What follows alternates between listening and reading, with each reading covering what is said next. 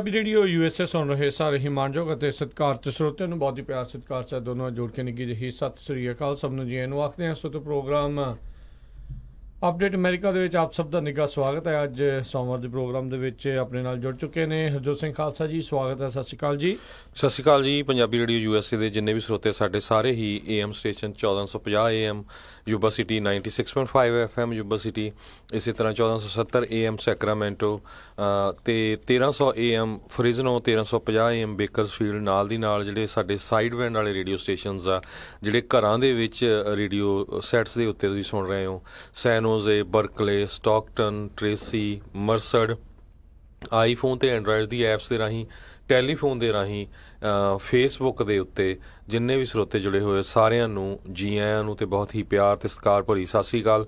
ਸਰੋਤਿਓ, ਅੱਜ ਅਕਤੂਬਰ ਦੀ 8 ਤਰੀਕ ਆ ਅਤੇ ਦਿਨ ਸੋਮਵਾਰ ਆ ਜੀ। ਬਿਲਕੁਲ। ਅਤੇ ਪ੍ਰੋਗਰਾਮ ਦੀ ਜਿਹੜੀ ਆ ਸ਼ੁਰੂਆਤ ਕਰਾਂਗੇ ਆਪਾਂ ਖਬਰਾਂ ਦੇ ਨਾਲ। ਦੱਸਾਂਗੇ ਤੁਹਾਨੂੰ ਅਮਰੀਕਾ ਭਰ ਦੇ ਵਿੱਚ ਕੀ ਕੁਛ ਚੱਲ ਰਿਹਾ ਆ, ਵਿਸ਼ਵ ਦੇ ਵਿੱਚ ਕੀ ਕੁਛ ਚੱਲ ਰਿਹਾ। ਅਤੇ ਉਸ ਤੋਂ ਪਹਿਲਾਂ ਪਰ ਸਾਡੇ ਅੱਜ ਦੇ ਸਹਿਯੋਗੀ ਉਹਨਾਂ ਦੇ ਧੰਨਵਾਦ ਕਰਦੇ ਹਾਂ, ਸਾਡੇ ਸਪਾਂਸਰਸ ਦਾ ਧੰਨਵਾਦ ਕਰਦੇ ਹਾਂ। ਖਾਲਸਾ ਇੰਸ਼ੋਰੈਂਸ ਏਜੰਸੀ ਵਾਲੇ, ਜਿਨ੍ਹਾਂ ਦੇ ਕੋਲੋਂ ਤੁਸੀਂ ਹਰ ਇੱਕ ਤਰੀਕੇ ਦੀ ਇੰਸ਼ੋਰੈਂਸ ਕਰਵਾ ਸਕਦੇ ਹੋ। ਇਸ ਮੌਕੇ ਕੈਲੀਫੋਰਨੀਆ ਦੇ ਵਿੱਚ ਕਵਰਡ ਕੈਲੀਫੋਰਨੀਆ ਓਬਾਮਾ ਕੇਅਰ ਦੀਆਂ ਰੀਨਿਊਵਲਸ, ਐਪਲੀਕੇਸ਼ਨ ਦਾ ਰੀਨਿਊਵਲਸ ਅਤੇ ਨਵੀਆਂ ਐਪਲੀਕੇਸ਼ਨ ਦਾ ਸਮਾਂ ਜਿਹੜਾ ਆ ਉਹ ਸਟਾਰਟ ਹੈ। ਤੁਸੀਂ ਓਬਾਮਾ ਕੇਅਰ ਦੇ ਬਾਰੇ, ਕਵਰਡ ਕੈਲੀਫੋਰਨੀਆ ਬਾਰੇ ਜਾਣਕਾਰੀ ਲਈ ਕਾਲ ਕਰੋ ਖਾਲਸਾ ਇੰਸ਼ੋਰੈਂਸ ਏਜੰਸੀ 408-272-2500 ਦੇ ਉੱਤੇ। ਇਸ ਦੇ ਨਾਲ Santokh Singh, Paramjit Kaur Basi Fremont, Narjit Singh Kulwant Kaur Padda Roseville, Manjit Singh, Narinder Kaur Kular Clovis, Binder Dhaliwal Bakersfield, Amarjit Singh Stockton, Karnail Singh Randhawa Sacramento, Bisla ਪਰਿਵਾਰ ਫਰੈਜ਼ਨੋ ਅਤੇ ਸਨਰਾਈਜ਼ ਬੈਂਕੁਏਟ ਹਾਲ ਵੈਕਾਵਿਲ ਵਾਲੇ, ਜਿਨ੍ਹਾਂ ਦੇ 200 ਤੋਂ 1200 ਜਾਣਿਆਂ ਦੀ ਕਪੈਸਿਟੀ ਆ। 3 ਹਾਲ ਨੇ, ਬੜੀ ਖੁੱਲੀ ਡੁੱਲੀ ਪਾਰਕਿੰਗ ਹੈ ਅਤੇ ਰੋਟੀ ਕਲੇ ਓਵਨ ਗ੍ਰਿਲ ਐਂਡ ਬਾਰ ਵਾਲਿਆਂ ਦੀ ਹੁੰਦੀ ਆ। ਤੁਸੀਂ ਵੀ ਆਪਣੀ ਖੁਸ਼ੀ ਦੇ ਮੌਕੇ ਦੇ ਲਈ ਹਾਲ ਦੀ ਭਾਲ ਦੇ ਵਿੱਚ ਹੋ ਤਾਂ ਵੈਕਾਵਿਲ ਦੇ ਵਿੱਚ ਸਨਰਾਈਜ਼ ਬੈਂਕੁਏਟ ਹਾਲ ਵਾਲਿਆਂ ਨੂੰ ਕਾਲ ਕਰੋ। ਕਮਲ ਹੁਣਾਂ ਨਾਲ ਗੱਲ ਕਰ ਸਕਦੇ ਹੋ 707-474 7003 707-474-7003 ਦੇ ਉੱਤੇ। ਅਸੀਂ ਇਹਨਾਂ ਸਾਰਿਆਂ ਦਾ ਬਹੁਤ ਬਹੁਤ ਧੰਨਵਾਦ ਕਰਦੇ ਹਾਂ। ਜੇਕਰ ਤੁਸੀਂ ਜਾਂ ਕੋਈ ਹੋਰ ਕਾਰੋਬਾਰ ਇਸ ਪ੍ਰੋਗਰਾਮ ਨੂੰ ਸਪਾਂਸਰ ਕਰਨਾ ਚਾਹੁੰਦੇ ਹੋ, ਸੰਪਰਕ ਕਰੋ ਨੰਬਰ 408-722-7698 ਦੇ ਉੱਤੇ।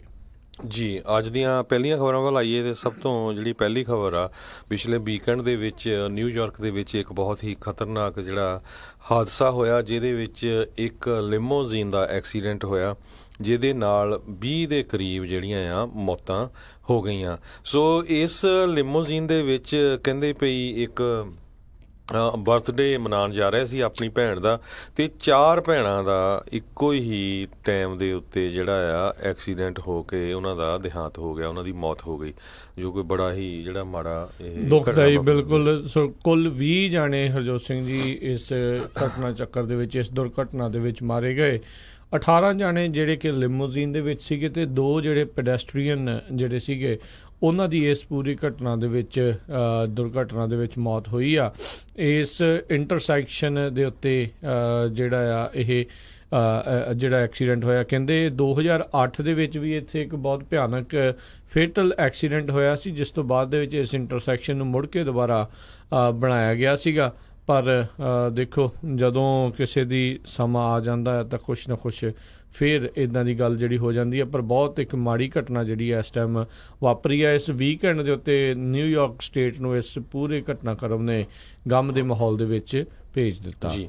ਸੋ ਇਹਦੇ ਸੰਬੰਧ ਵਿੱਚ ਗਵਰਨਰ ਐਂਡਰਿਊ ਕੁਓਮੋ ਜਿਹੜੇ ਆ, ਉਹਨਾਂ ਨੇ ਇਹ ਕਿਹਾ ਆ ਵੀ ਮੈਂ ਜਿੰਨੀਆਂ ਵੀ ਜਿਹੜੀਆਂ ਸਟੇਟ ਦੀਆਂ ਏਜੰਸੀਜ਼ ਹੈਗੀਆਂ ਆ ਉਹਨਾਂ ਨੂੰ ਡਾਇਰੈਕਟ ਕੀਤਾ ਹੈਗਾ ਆ ਵੀ ਇਸ ਦੀ ਪੂਰੀ ਤਰ੍ਹਾਂ ਜਿਹੜੀ ਆ ਇਨਵੈਸਟੀਗੇਸ਼ਨ ਕੀਤੀ ਜਾਵੇ। ਦੂਜੇ ਪਾਸੇ ਜਿੱਥੇ ਐਕਸੀਡੈਂਟ ਹੋਇਆ ਆ ਉਹਦੇ ਲਾਗਲੇ ਬਿਜ਼ਨਸ ਓਨਰਸ ਜਿਹੜੇ ਆ, ਇੱਕ ਸਟੋਰ ਦੇ ਮਾਲਕ, ਉਹ ਕਹਿੰਦੇ ਆ ਵੀ ਇਹ ਜਿਹੜਾ ਬੜਾ ਖਤਰਨਾਕ ਜਿਹੜਾ ਇੱਕ ਮੋੜ ਆ ਜਾਂ ਸਟਾਪ ਆ, ਅਤੇ 2008 ਦੇ ਵਿੱਚ ਵੀ ਰੀਡਨ ਕੀਤਾ ਸੀ ਇਹਨੂੰ, ਪਰ ਉਹ ਤੋਂ ਬਾਅਦ ਕਹਿੰਦਾ ਵੀ 3 ਵੱਡੇ ਜਿਹੜੇ ਬਿਗ ਰਿਗ ਹੈਗੇ ਆ ਟਰੱਕ, ਉਹ ਵੀ ਉੱਥੋਂ ਬਿਲਕੁਲ ਸਿੱਧੇ ਲੰਘ ਆਏ, ਜਿਹੜੇ ਉਸ ਟਾਈਮ 'ਤੇ ਜਾਨੀ ਨੁਕਸਾਨ ਤਾਂ ਨਹੀਂ ਕੋਈ ਹੋਇਆ ਪਰ ਮਾਲੀ ਨੁਕਸਾਨ ਹੋਇਆ। ਸੋ ਜਿੱਥੇ ਐਕਸੀਡੈਂਟ ਹੋਇਆ ਉਹ ਲੋਕੇਸ਼ਨ ਵੀ ਜਿਹੜੀ ਸੀਗੀ ਉਹ ਸੇਫਟੀ ਦੇ ਪੱਖੋਂ ਸਹੀ ਨਹੀਂ ਸੀ। ਟੀ ਪੁਆਇੰਟ ਕਹਿੰਦੇ ਉਹ ਸੀਗਾ, ਤੇ ਵਾਰ-ਵਾਰ ਇੱਧਰ ਲੋਕਾਂ ਨੂੰ ਭੁਲੇਖਾ ਪੈ ਜਾਂਦਾ ਸੀ, ਕਈ ਵਾਰੀ ਸਟਾਪ ਸਾਈਨ ਤੇ ਉਹ ਰੁਕਦੇ ਨਹੀਂ ਸੀ। ਸੋ ਇੱਥੋਂ ਤੋਂ ਇਹ ਲੱਗਦਾ ਵੀ ਇੰਸਟੈਡ ਆਫ ਸਟਾਪ ਸਾਈਨ ਫਿਰ ਉੱਥੇ ਲਾਈਟਾਂ ਜਿਹੜੀਆਂ ਕੁਛ ਇੱਦਾਂ ਦਾ ਕੰਮ ਜਿਹੜਾ ਉਹਨਾਂ ਨੂੰ ਉੱਥੇ ਕਰਨਾ ਪੈ ਸਕਦਾ ਆ। ਤੇ ਕਹਿੰਦੇ ਹਰਜੋਤ ਸਿੰਘ ਜੀ ਪਿਛਲੇ ਜਿਹੜੇ ਸਮਿਆਂ ਦੇ ਵਿੱਚ ਕਹਿੰਦੇ ਲਿਮੋਜ਼ੀਨ ਦੇ ਕਈ ਐਕਸੀਡੈਂਟ ਜਿਹੜੇ ਹੋ ਚੁੱਕੇ ਨੇ। 12 ਜਿਹੜੇ ਆ ਲਿਮੋਜ਼ੀਨ ਦੇ ਐਕਸੀਡੈਂਟ ਪਿਛਲੇ 5 ਸਾਲਾਂ ਦੇ ਵਿੱਚ ਹੋਏ ਆ। NHTSA ਦਾ ਇਹ ਜਿਹੜੇ ਆંકੜੇ ਦੱਸਦੇ ਆ। 12 ਜਾਣੇ ਕੁੱਲ ਇਸ ਤੋਂ ਪਹਿਲਾਂ ਜਿਹੜੇ ਆ 2012 ਤੋਂ 2016 ਤੱਕ ਜਿਹੜੇ ਆ ਇਹ ਲਿਮੋਜ਼ੀਨ ਦੇ ਐਕਸੀਡੈਂਟਸ ਦੇ ਵਿੱਚ ਮਾਰੇ ਵੀ ਜਿਹੜੇ ਗਏ ਨੇ। ਤੇ ਓਵਰਆਲ ਜੇ ਐਕਸੀਡੈਂਟਸ ਦੀ ਗੱਲ ਕਰੀਏ ਤੇ ਇਹ ਬਹੁਤ ਇੱਕ ਭਿਆਨਕ ਆંકੜਾ ਜਿਹੜਾ ਆ ਉਹ ਸਾਹਮਣੇ ਹੈਗਾ। 2012 ਤੋਂ 2016 ਦੇ ਵਿੱਚ 1,71,508 ਲੋਕ ਜਿਹੜੇ ਆ ਉਹ ਮਾਰੇ ਗਏ ਨੇ। ਤੇ ਤਰ੍ਹਾਂ ਦੇ ਜਿਹੜੇ ਵਹੀਕਲਸ ਦੇ ਵਿੱਚ ਜਿਹੜੇ ਐਕਸੀਡੈਂਟਸ ਦੇ ਕਰਕੇ ਜੇ ਕੁਝ ਕੁ ਵੱਡੇ ਐਕਸੀਡੈਂਟ ਦੀ ਗੱਲ ਕਰਦੇ ਜਾਈਏ, ਕਹਿੰਦੇ ਵੀ ਇੱਕ ਡੈਡਲੀਐਸਟ ਜਿਹੜਾ ਲੈਂਡ ਵਹੀਕਲ ਐਕਸੀਡੈਂਟ ਹੋਇਆ ਸੀਗਾ ਟੈਕਸਸ ਦੇ ਵਿੱਚ ਸਨ 2005 ਦੇ ਵਿੱਚ, ਜਦੋਂ ਹਰੀਕੇਨ ਰੀਟਾ ਸੀਗਾ। ਉਹ ਤੋਂ ਉਹ ਲੋਕਾਂ ਨੂੰ ਲੈ ਕੇ ਜਾ ਰਹੇ ਸੀ ਜਦੋਂ ਉਸ ਵੈਨ ਨੂੰ ਜਿਹੜੀ ਆ ਉਹਨੂੰ ਅੱਗ ਲੱਗ ਗਈ ਸੀ, ਤੇ ਜਿਹਦੇ ਨਾਲ 23 ਲੋਕਾਂ ਦੀ ਜਿਹੜੀ ਆ ਮੌਤ ਹੋ ਗਈ ਸੀ।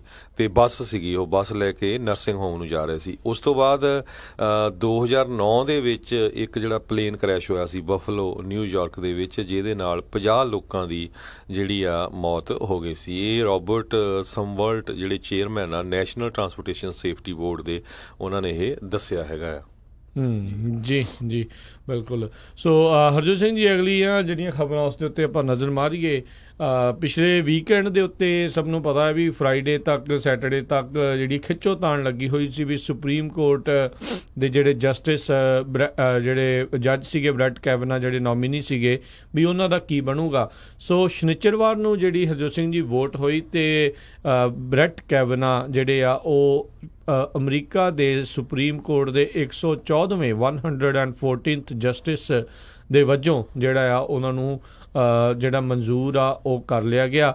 48 ਦੇ ਮੁਕਾਬਲੇ 50 ਵੋਟਾਂ ਸੈਨੇਟ ਦੇ ਵਿੱਚ ਜਿਹੜੇ ਬ੍ਰੈਟ ਕੈਵਨਾ ਉਹਨਾਂ ਦੇ ਹੱਕ ਦੇ ਵਿੱਚ ਪਈਆਂ, ਜਿਨ੍ਹਾਂ ਵਿੱਚ ਇੱਕ ਡੈਮੋਕ੍ਰੇਟ ਨੇ ਵੀ ਉਹਨਾਂ ਦੇ ਹੱਕ ਦੇ ਵਿੱਚ ਵੋਟ ਪਾਈ ਤੇ 2 ਜਿਹੜੇ ਸੈਨੇਟਰਸ ਆ ਉਹਨਾਂ ਨੇ ਵੋਟਿੰਗ ਦੇ ਵਿੱਚ ਹਿੱਸਾ ਨਹੀਂ ਲਿਆ। ਸੋ ਜੇ ਇਸ ਤਰੀਕੇ ਦੇ ਨਾਲ ਜਿੱਦਾਂ ਹੀ ਰਿਪਬਲਿਕਨਸ ਨੂੰ ਇਹ ਲੱਗ ਗਿਆ ਸੀਗਾ ਵੀ ਹੁਣ ਮੈਜੋਰਟੀ ਸਾਡੇ ਕੋਲ ਆ, ਕਿਉਂਕਿ ਸੂਜ਼ਨ ਕੋਲਿਨ, ਜੈਫ ਫਲੇਕ, ਇਹਨਾਂ ਸਾਰਿਆਂ ਨੇ ਹੱਕ ਦੇ ਵਿੱਚ ਨਾਰਾ ਮਾਰ ਦਿੱਤਾ ਸੀਗਾ ਵੀ ਅਸੀਂ ਇਹਨਾਂ ਦੇ ਹੱਕ ਦੇ ਵਿੱਚ ਵੋਟ ਪਾਵਾਂਗੇ।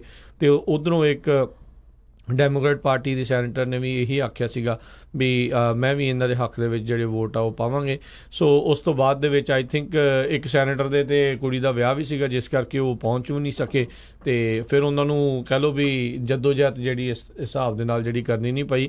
ਪਰ ਜਿਹੜਾ ਇਹ ਪੂਰਾ ਓਵਰਆਲ ਘਟਨਾ ਚੱਕਰ ਜਿਹੜਾ ਵਾਪਰਿਆ ਆ, ਇਸ ਨੇ ਜਿਹੜਾ ਪੋਲੀਟੀਕਲ ਜਿਹੜਾ ਪੂਰੀ ਇੱਕ ਹਿਸਾਬ ਦੇ ਨਾਲ ਭਖਾ ਕੇ ਰੱਖਿਆ ਹੋਇਆ ਸੀਗਾ ਮਾਹੌਲ ਸਿਆਸਤ ਨੂੰ, ਅਮਰੀਕਾ ਦੀ ਨੂੰ ਪੂਰਾ ਮਗਾ ਦਿੱਤਾ ਸੀਗਾ। ਤੇ ਕਾਫੀ ਪਾਰਟੀਜ਼ਨ ਲਾਈਨਸ ਜਿਹੜੀਆਂ ਆ ਉਹ ਦੇਖਣ ਨੂੰ ਮਿਲੀਆਂ ਤੇ ਲੋਕਾਂ ਦੇ ਵਿੱਚ ਵੀ ਹੁਣ ਇਸ ਚੀਜ਼ ਦੇ ਪ੍ਰਤੀ ਜਿਹੜੇ ਤਾਂ ਉਹਨਾਂ ਦੇ ਹੱਕ ਵਾਲੇ ਸੀਗੇ ਉਹ ਬਹੁਤ ਖੁਸ਼ ਨੇ, ਖਾਸ ਕਰਕੇ ਰਾਸ਼ਟਰਪਤੀ ਟਰੰਪ ਤੇ ਪੂਰੀ GOP, ਤੇ ਜਿਹੜੇ ਵਿਰੋਧੀ ਸੀਗੇ ਡੈਮੋਕ੍ਰੇਟ ਤੇ ਉਹਨਾਂ ਦੇ ਸਮਰਥਕ ਉਹ ਗੁੱਸੇ ਦੇ ਵਿੱਚ ਰਹੇ ਵੀ ਇੱਦਾਂ ਕਿੱਦਾਂ ਹੋ ਗਿਆ ਵੀ ਜਿਸ ਦੇ ਉੱਤੇ ਇਸ ਤਰੀਕੇ ਦੇ ਦੋਸ਼ ਲੱਗੇ ਆ ਉਸ ਨੂੰ ਜਿਹੜਾ ਸੁਪਰੀਮ ਕੋਰਟ ਦਾ ਜਸਟਿਸ ਜਿਹੜਾ ਆ ਉਹ ਬਣਾ ਦਿੱਤਾ ਗਿਆ। ਸੋ ਹੁਣ ਜਿਹੜੇ ਬ੍ਰੈਟ ਕੈਵਨਾ ਆ ਉਹ 114ਵੇਂ ਸੁਪਰੀਮ ਕੋਰਟ ਦੇ ਜਸਟਿਸ ਅਮਰੀਕਾ ਦੇ ਇਤਿਹਾਸ ਦੇ ਵਿੱਚ ਉਹ ਬਣ ਚੁੱਕੇ ਨੇ। ਸੋ 1880 ਤੋਂ ਦੇਖੋ ਹਰਜੋਤ ਸਿੰਘ ਜੀ ਇਹ ਸਾਰਾ ਕੁਛ ਜਿਹੜਾ ਆ ਉਹ ਵੈਕੈਂਸੀਆਂ ਜਿਹੜੀਆਂ ਭਰਨ ਦਾ ਸਿਲਸਿਲਾ ਜਿਹੜਾ ਆ ਉਹ ਚੱਲਦਾ ਆ ਰਿਹਾ ਹੈ ਜੀ।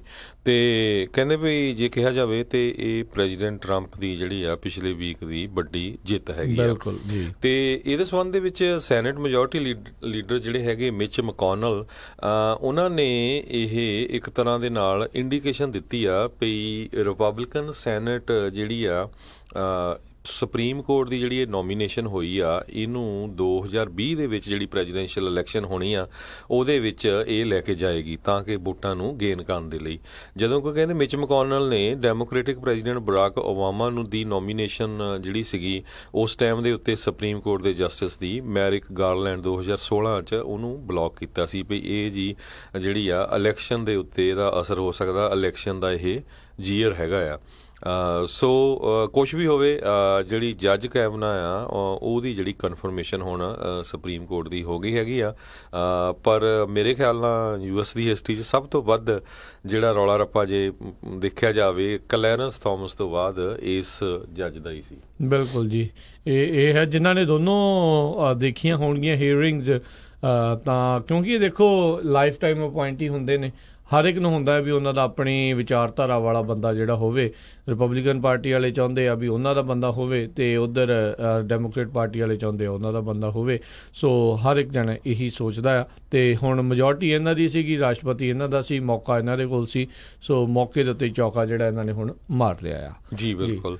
ਸੋ ਇਹਦੇ ਵਿੱਚ ਕਹਿੰਦੇ ਵੀ ਕਈ ਵਾਰੀ ਕੀ ਹੁੰਦਾ ਵੀ ਇੱਦਾਂ ਦੀ ਨਿਊਜ਼ ਦੇ ਵਿੱਚ ਕਈ ਵੱਡੇ ਜਿਹੜੇ ਸਕੈਂਡਲ ਆ ਉਹ ਇੱਕ ਤਰ੍ਹਾਂ ਨਾਲ ਲੁਕ ਜਾਂਦੇ ਆ। ਅਤੇ ਹੁਣ ਆਉਣ ਵਾਲੇ ਸਮੇਂ 'ਚ ਪਤਾ ਲੱਗੂਗਾ ਵੀ ਜਿਸ ਤਰ੍ਹਾਂ ਜੱਜ ਕੈਵਨਾ ਨੇ ਖਾਸ ਕਰਕੇ ਡੈਮੋਕ੍ਰੇਟਿਕ ਪਾਰਟੀ ਦੇ ਕੁਛ ਲੀਡਰਾਂ ਨੂੰ ਬਾਰੇ ਬੋਲਿਆ ਸੀ ਵੀ ਜਿਹੜਾ ਆ ਤੁਸੀਂ ਮੇਰੇ 'ਤੇ ਇੱਕ ਤਰ੍ਹਾਂ ਨਾਲ ਚਿੱਕੜ ਉਛਾੜ ਰਹੇ ਹੋ, ਉਹ ਆਉਣ ਵਾਲੇ ਸਮੇਂ ਦੇ ਵਿੱਚ ਆਪਣੀ ਜਿਹੜੀਆਂ ਰੂਲਿੰਗਸ ਆ ਉਹਨੂੰ ਕਿਸ ਤਰ੍ਹਾਂ ਉਹ ਰੱਖਣਗੇ, ਜਾਂ ਉਹ ਡੈਮੋਕ੍ਰੇਟਿਕ ਜਾਂ ਜਿਹੜੇ ਸਾਰੇ ਸੈਨੇਟਰ ਆ ਉਹਨਾਂ ਦੇ ਨਾਲ ਰਲ ਮਿਲ ਕੇ ਚੱਲਣਗੇ। ਬਿਲਕੁਲ। ਇੱਕ ਜਗ੍ਹਾ ਦੇ ਉੱਤੇ ਆਰਟੀਕਲ ਹਰਜੋਤ ਸਿੰਘ ਜੀ ਪੜ੍ਹ ਰਿਹਾ ਸੀਗਾ ਵੀ ਕਹਿੰਦੇ ਵੀ ਜਿਹੜੇ ਬ੍ਰੈਟ ਕੈਵਨਾ ਆ ਉਹਨਾਂ ਨੂੰ ਉਹਨਾਂ ਕੇਸਾਂ ਦੇ ਵਿੱਚ ਆਪਣਾ ਓਪੀਨੀਅਨ ਨਹੀਂ ਦੇਣਾ ਚਾਹੀਦੇ ਜਿਹੜੇ ਪਾਰਟੀ ਲਾਈਨਸ ਦੇ ਉੱਤੇ ਹੋਣ, ਕਿਉਂਕਿ ਇਹਨਾਂ ਨੇ ਟੋਟਲੀ ਜਿਹੜੀ ਆਪਣੀ ਪਾਰਟੀਸਨ ਜਿਹੜੀ ਲੈਂਗੁਏਜ ਜਿਹੜੀ ਆਪਣੀ ਜਦੋਂ ਆਪਣੇ ਆਪ ਨੂੰ ਹੀਅਰਿੰਗ ਦੇ ਵਿੱਚ ਦੱਸ ਰਹੇ ਸੀਗੇ, ਆਪਣੀਆਂ ਗੱਲਾਂ ਦੱਸ ਰਹੇ ਸੀਗੇ, ਉਹ ਵਰਤੀ ਆ। ਉਹਨਾਂ ਦੇ ਮਨ ਦੇ ਵਿੱਚ ਗੁੱਸਾ ਜਿਹੜਾ ਆ ਕਲਿੰਟਨਸ ਦੇ ਪ੍ਰਤੀ ਅਤੇ ਓਵਰਆਲ ਡੈਮੋਕ੍ਰੇਟਸ ਅਤੇ ਲੈਫਟ ਦੇ ਪ੍ਰਤੀ ਜਿਹੜਾ ਉਹ ਦੇਖਣ ਨੂੰ ਮਿਲਿਆ, ਸੁਣਨ ਨੂੰ ਜਿਹੜਾ ਉਹ ਮਿਲਿਆ ਆ। ਅਤੇ ਇੱਕ ਜਿਹੜੇ ਮਾਹਰਾਂ ਦਾ ਮੰਨਣਾ ਆ ਵੀ ਇਹਨਾਂ ਨੂੰ ਹੁਣ ਅਜਿਹੇ ਪੋਲੀਟੀਕਲ ਜਿਹੜੇ ਕੇਸ ਹੋਣਗੇ ਉਹਨਾਂ 'ਚੋਂ ਆਪਣੇ ਆਪ ਨੂੰ ਰਿਕਿਊਜ਼ ਲਾਂਭੇ ਜਿਹੜਾ ਆ ਉਹ ਰੱਖਣਾ ਚਾਹੀਦਾ ਆ। ਪਰ ਇਹ ਤਾਂ ਹੁਣ ਜਿਹੜਾ ਸਮਾਂ ਦੱਸੂਗਾ, ਉਹ ਉਹਨਾਂ ਦਾ ਨਜ਼ਰੀਆ ਆ, ਇਹ ਕੀ ਸੋਚਣਗੇ ਇਹ ਦੇਖਣ ਵਾਲੀ ਗੱਲ ਰਹੂਗੀ। ਅਤੇ ਉਹਨਾਂ ਨੇ ਦੇਖੋ ਰਾਸ਼ਟਰਪਤੀਆਂ ਨੇ ਜਿਹੜਾ ਆ ਇਹਨਾਂ ਨੂੰ ਜਿਹੜਾ ਜਸਟਿਸ ਇਸੇ ਲਈ ਬਣਾਇਆ ਵੀ ਅਜਿਹੇ ਕੇਸਾਂ ਦੇ ਵਿੱਚ ਉਹਨਾਂ ਦੀ ਪਾਰਟੀ ਦਾ ਜਿਹੜਾ ਇੱਕ ਹਿਸਾਬ ਦੇ ਨਾਲ ਸਾਥ ਜਿਹੜਾ ਉਹ ਦੇਣ, ਜਿੰਨਾ ਕੁ ਵੀ ਉਹ ਸੰਵਿਧਾਨ ਦੇ ਵਿੱਚ ਰਹਿ ਕੇ ਜਿਹੜਾ ਜੋ ਕੁਛ ਕਰ ਸਕਦੇ ਆ।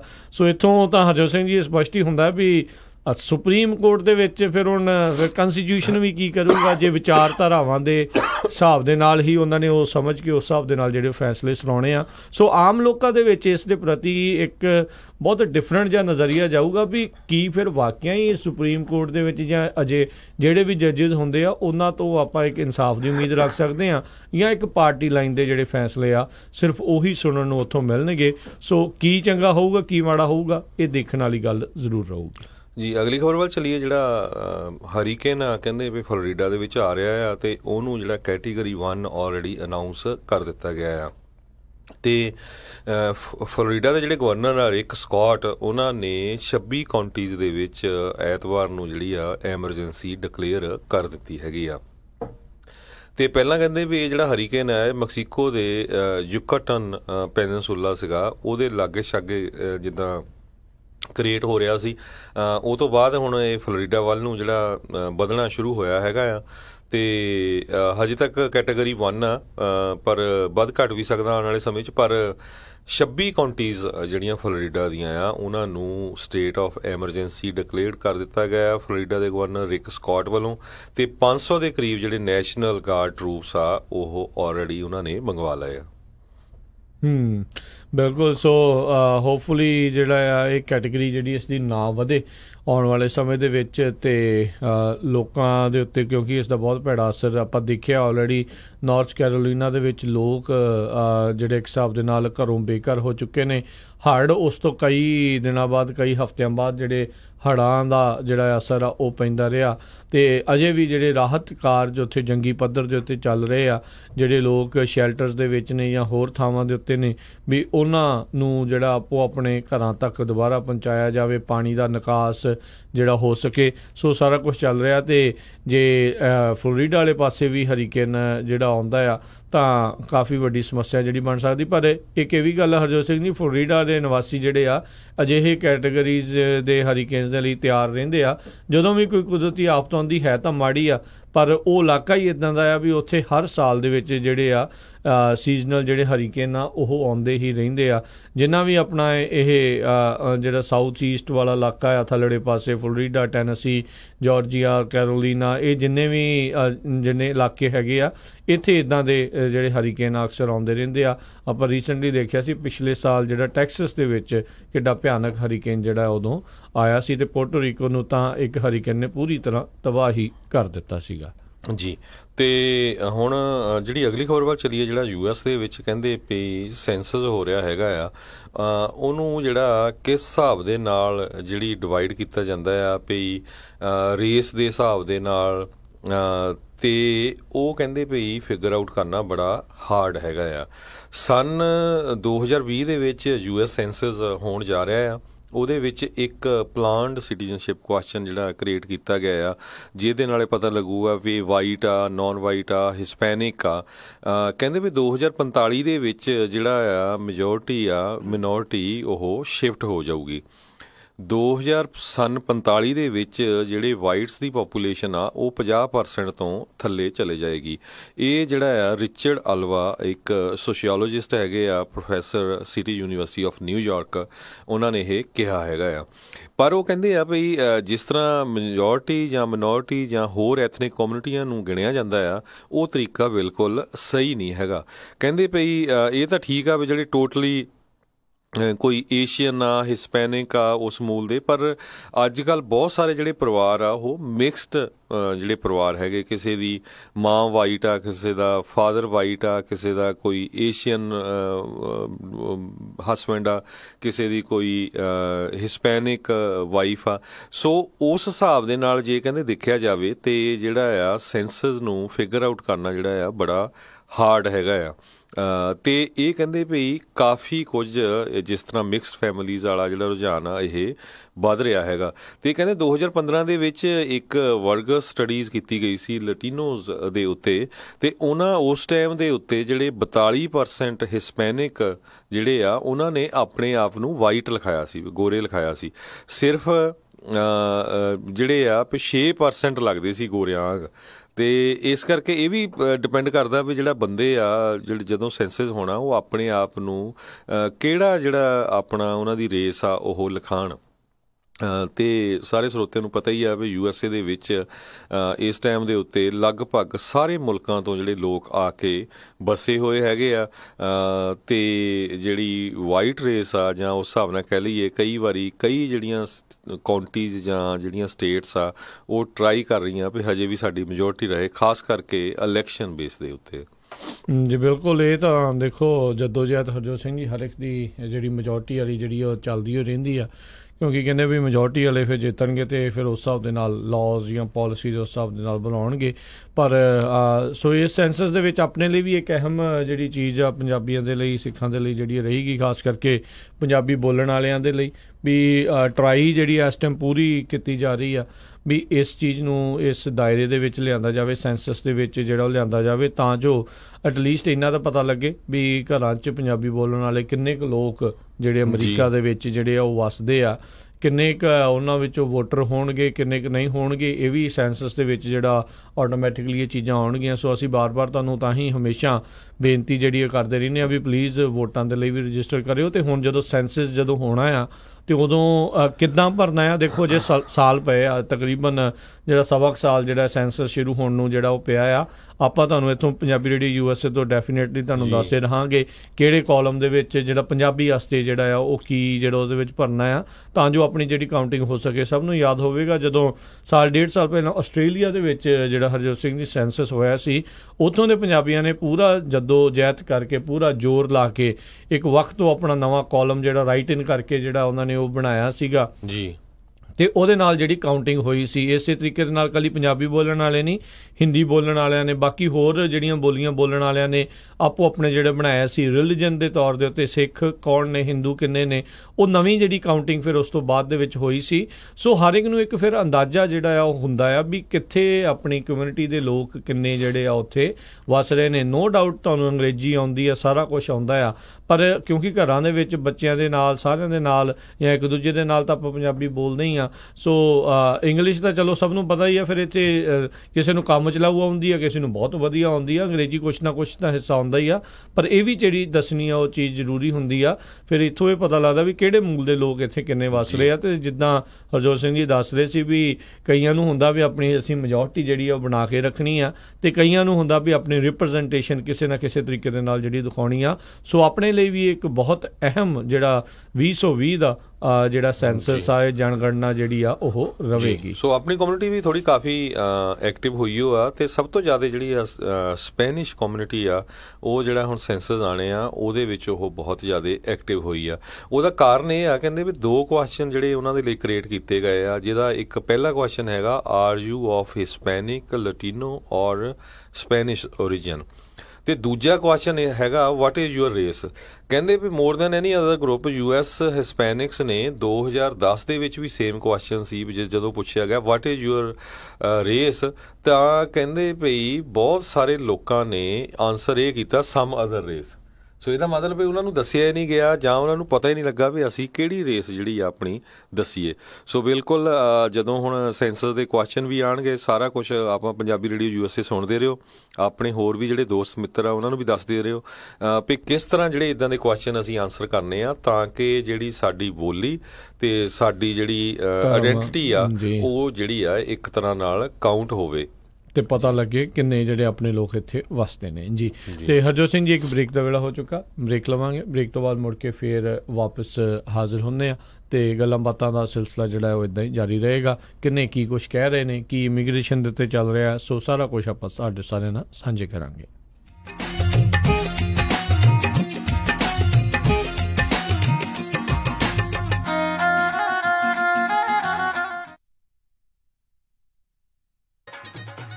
ਉਹ ਜੈਸਮੀਨ ਦੀ ਮੰਗਣੀ ਤਾਂ ਹੋ ਗਈ, ਹੁਣ ਜੀ ਕਰਦਾ ਪਰੀਆਂ ਵਾਂਗ ਵਿਆਹ ਕਰਾਂ ਆਪਣੀ ਧੀ ਦਾ। ਓਹੋ ਜੀ, ਫਿਕਰ ਨਾ ਕਰੋ, ਤੁਹਾਡੀ ਪਰੀ ਦੇ ਸਾਰੇ ਚਾਅ ਪੂਰੇ ਕਰਾਂਗੇ। ਸੈਕਰਾਮੈਂਟੋ 'ਚ ਹੁਣ ਖੁੱਲ ਗਿਆ ਗ੍ਰੈਂਡ ਪਵੇਲੀਅਨ ਬੈਂਕੁਏਟ ਹਾਲ। 1000 ਤੋਂ ਵੱਧ ਗੈਸਟ ਦੀ ਕੈਪੈਸਿਟੀ ਤੇ 300 ਪੈਟੀਓ ਵਾਲਾ ਹਾਲ ਹੈ ਇੱਥੇ। ਓਏ ਵਾਹ! ਐ ਨਹੀਂ, ਇੱਥੇ ਮੰਡਪ ਦਾ ਵੀ ਖਾਸ ਪ੍ਰਬੰਧ ਹੈ। ਮੁੰਡੇ ਕੁੜੀ ਦੇ ਤਿਆਰ ਹੋਣ ਲਈ ਵਧੀਆ ਖੁੱਲੇ ਡੁੱਲੇ ਰੂਮ, ਜੋੜੀ ਦੀ ਐਂਟਰੀ ਸਪੈਸ਼ਲ ਪੌੜੀਆਂ ਤੋਂ ਹੁੰਦੀ ਹੈ, ਪਰੀ ਕਹਾਣੀਆਂ ਵਾਂਗ। ਬਿਲਕੁਲ ਨਵਾਂ ਸਜਿਆ ਹਾਲ, ਨਾਲ ਹੀ ਦੂਜੇ ਹਾਲ 'ਚ ਜਾਗੋ ਜਾਂ ਪਾਰਟੀ ਵੀ ਕਰ ਸਕਦੇ ਹੋ। 300 ਮਹਿਮਾਨਾਂ ਦੇ ਬੈਠਣ ਦਾ ਖਾਸ ਪ੍ਰਬੰਧ, ਵਧੀਆ ਸਵਾਦ ਖਾਣਾ ਪੂਜਾ ਇੰਡੀਅਨ ਗ੍ਰਿਲ ਵੱਲੋਂ। ਤੇ ਪਾਰਕਿੰਗ? ਉਹਦੀ ਤਾਂ ਟੈਨਸ਼ਨ ਹੀ ਨਾ ਲਓ, ਵਧੀਆ ਖੁੱਲੀ ਡੁੱਲੀ parking.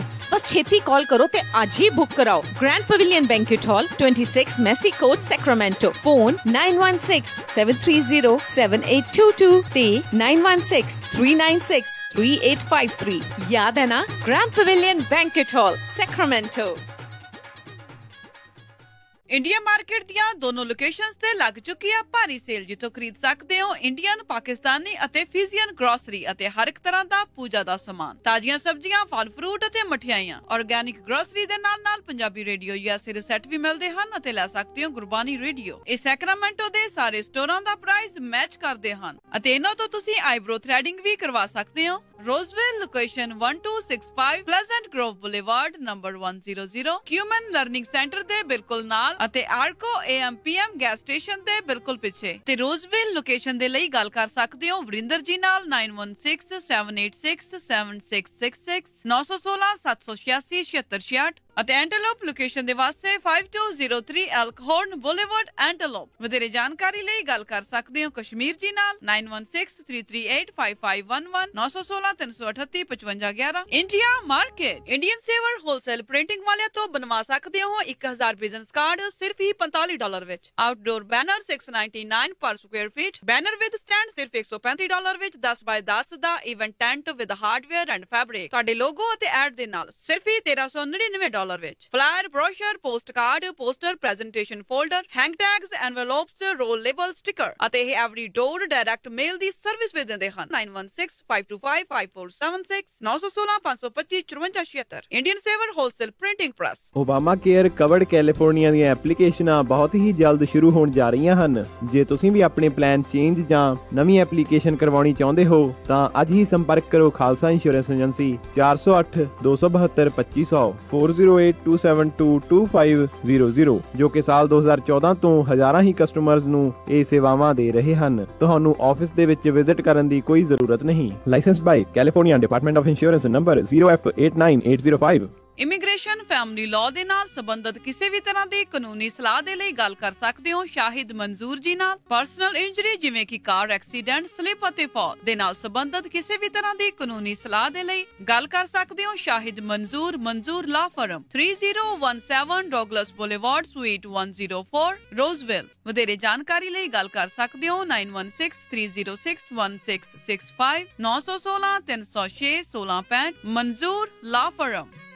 Obama care covered California ਦੀਆਂ ਐਪਲੀਕੇਸ਼ਨਾਂ ਇਸ ਸਾਲ ਲਈ 1 ਅਕਤੂਬਰ ਤੋਂ ਸ਼ੁਰੂ ਹੋ ਚੁੱਕੀਆਂ ਹਨ। ਜੇ ਤੁਸੀਂ ਵੀ ਆਪਣੇ ਪਲਾਨ ਚੇਂਜ ਜਾਂ ਨਵੀਂ ਐਪਲੀਕੇਸ਼ਨ ਕਰਵਾਉਣੀ ਚਾਹੁੰਦੇ ਹੋ ਤਾਂ ਅੱਜ ਹੀ ਸੰਪਰਕ ਕਰੋ ਖਾਲਸਾ ਇੰਸ਼ੋਰੈਂਸ ਏਜੰਸੀ 408 272 2500 4082722500 ਜੋ ਕਿ ਸਾਲ 2014 ਤੋਂ ਹਜ਼ਾਰਾਂ ਹੀ ਕਸਟਮਰਜ਼ ਨੂੰ ਇਹ ਸੇਵਾਵਾਂ ਦੇ ਰਹੇ ਹਨ। ਤੁਹਾਨੂੰ ਆਫਿਸ ਦੇ ਵਿੱਚ ਵਿਜ਼ਿਟ ਕਰਨ ਦੀ ਕੋਈ ਜ਼ਰੂਰਤ ਨਹੀਂ। Licensed by California department of insurance number 0F89805। ਭਾਜੀ ਨਵੇਂ ਟਰੱਕ ਦੀਆਂ ਮੁਬਾਰਕਾਂ, ਬੜਾ ਸ਼ਾਨਦਾਰ ਆ। ਬਸ ਜੀ, ਕੱਲ ਹੀ California Truck and Trailer Sales ਸੈਲਮੇ ਵਾਲਿਆਂ ਤੋਂ ਲੈ ਕੇ ਆਂਦਾ। ਉਹਨਾਂ ਨੇ ਇੰਨੀ ਵਧੀਆ ਡੀਲ ਦਿੱਤੀ, ਮੇਰੇ ਕੋਲੋਂ ਨਾ ਹੀ ਨਹੀਂ ਹੋਈ। ਤੁਹਾਡੇ ਪੁਰਾਣੇ ਟਰੱਕ ਦਾ ਕੀ ਬਣਿਆ? ਉਹਨੂੰ ਤਾਂ ਮੈਂ ਵਧੀਆ ਕੀਮਤ ਤੇ ਟ੍ਰੇਡ ਕਰ ਲਿਆ। ਮੈਂ ਵੀ ਨਵਾਂ ਟਰੱਕ ਲੈਣ ਬਾਰੇ ਸੋਚ ਰਿਹਾ ਆ। ਜਦੋਂ ਦੀਆਂ ELDਆਂ ਲੱਗੀਆਂ ਆ, ਡਰਾਈਵਰਾਂ ਦੀ ਤੇ ਕਮਾਈ ਨਹੀਂ ਹੁੰਦੀ। ਫੇਰ ਤਾਂ ਤੂੰ ਇਹਨਾਂ ਕੋਲ ਹੀ ਜਾ। ਇਹਨਾਂ ਕੋਲ ਟਰੱਕ ਐਂਡ ਟ੍ਰੇਲਰਸ ਦੀ ਬਹੁਤ ਵੱਡੀ ਇਨਵੈਂਟਰੀ ਆ ਤੇ ਨਾਲੇ ਟਰੱਕ ਫੈਕਟਰੀ ਵਾਰੰਟੀ ਨਾਲ ਆਉਂਦੇ ਨੇ, ਕਿਉਂਕਿ ਇਹ ਟਰੱਕ ਬੈਂਕ ਜਾਂ ਆਕਸ਼ਨ ਤੋਂ ਨਹੀਂ ਲੈਂਦੇ। ਕੀ ਇਹਨਾਂ ਕੋਲ ਆਟੋਮੈਟਿਕ ਟਰੱਕ ਵੀ ਨੇ? ਓਏ ਬਹੁਤ ਨੇ, ਪਰ ਮੇਰਾ ਕ੍ਰੈਡਿਟ ਚੰਗਾ ਨਹੀਂ। ਉਹ ਫਿਕਰ ਨਾ ਕਰ, ਇਹਨਾਂ ਕੋਲ ਨੋ ਕ੍ਰੈਡਿਟ ਤੇ ਬੈਡ ਕ੍ਰੈਡਿਟ ਵਾਲਿਆਂ ਲਈ ਵੀ ਬਹੁਤ ਪ੍ਰੋਗਰਾਮ ਨੇ। ਹੋਰ ਡੀਲਰਾਂ ਵਾਂਗ $3-4 ਵਾਧੂ ਫੀਸਾਂ ਨਹੀਂ ਲਾਉਂਦੇ। ਫਿਰ ਤਾਂ ਮੈਂ ਕੱਲ ਹੀ ਜਾਣਾ ਆ। California Truck and Trailer Sales 10604 East Mountain View, Selma ਬਲੇਰੋ ਦੇ ਪਿੱਛੇ। ਹਫਤੇ ਦੇ 7 ਦਿਨ ਖੁੱਲੇ ਰਹਿੰਦੇ ਨੇ। ਹੋਰ ਜਾਣਕਾਰੀ ਲਈ ਕਾਲ ਨਵਪ੍ਰੀਤ ਸਿੰਘ ਜਾਂ ਅਮੀਰ ਕਬਾਨੀ 5599052166 508 905 2166। ਵੇ ਮੈਂ ਨਾਲ ਮਹਿਸੂਸ ਤੇਰਾ ਪਰਛਾਵਾਂ ਕਰਦੀਆਂ। ਸਤਿ ਸ਼੍ਰੀ ਅਕਾਲ ਜੀ, ਮੈਂ ਤੁਹਾਡੀ ਆਪਣੀ ਗੁਰਲੇਜ਼ ਅਖਤਰ। ਤੁਸੀਂ ਸੁਣ ਰਹੇ ਹੋ ਪੰਜਾਬੀ ਰੇਡੀਓ USA। ਪਰਛਾਵਾਂ ਕਰਦੀਆਂ।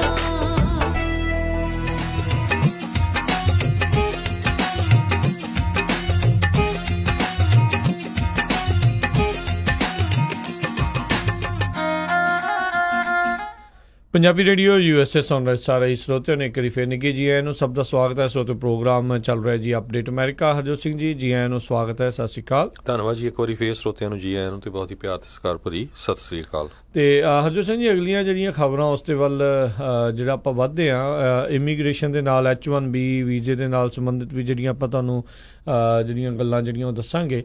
ਉਸ ਤੋਂ ਪਹਿਲਾਂ ਦੱਸ ਜਾਈਏ ਵੀ ਜਿੱਦਾਂ ਯੂਨਾਈਟਿਡ ਨੇਸ਼ਨਸ ਦੇ ਜਿਹੜੇ ਸਾਇੰਟਿਸਟ ਆ ਉਹਨਾਂ ਨੇ ਇਕੱਠਿਆਂ ਹੋ ਕੇ ਹੁਣ ਇੱਕ ਰੀਸੈਂਟਲੀ ਇੱਕ ਨਵੀਂ ਰਿਪੋਰਟ ਜਿਹੜੀ ਉਹ ਪੇਸ਼ ਕੀਤੀ ਆ। IPCC UN Intergovernmental Panel on Climate Change. ਉਹਨਾਂ ਨੇ ਕਿਹਾ ਵੀ ਜਿਹੜਾ ਇਸ ਟਾਈਮ ਧਰਤੀ ਆ ਉਹ ਇੱਕ ਐਸੇ ਲੈਵਲ ਦੇ ਉੱਤੇ ਜਿਹੜੀ ਉਹ ਪਹੁੰਚ ਚੁੱਕੀ ਆ ਜਿਸ ਤੋਂ ਬਾਅਦ ਦੇ ਵਿੱਚ ਮੁੜਨਾ ਬਹੁਤ ਹੀ ਮੁਸ਼ਕਿਲ, ਨਾਮੁਮਕਿਨ ਦੇ ਮਾਤਰ ਜਿਹੜਾ ਹੋ ਜਾਊਗਾ।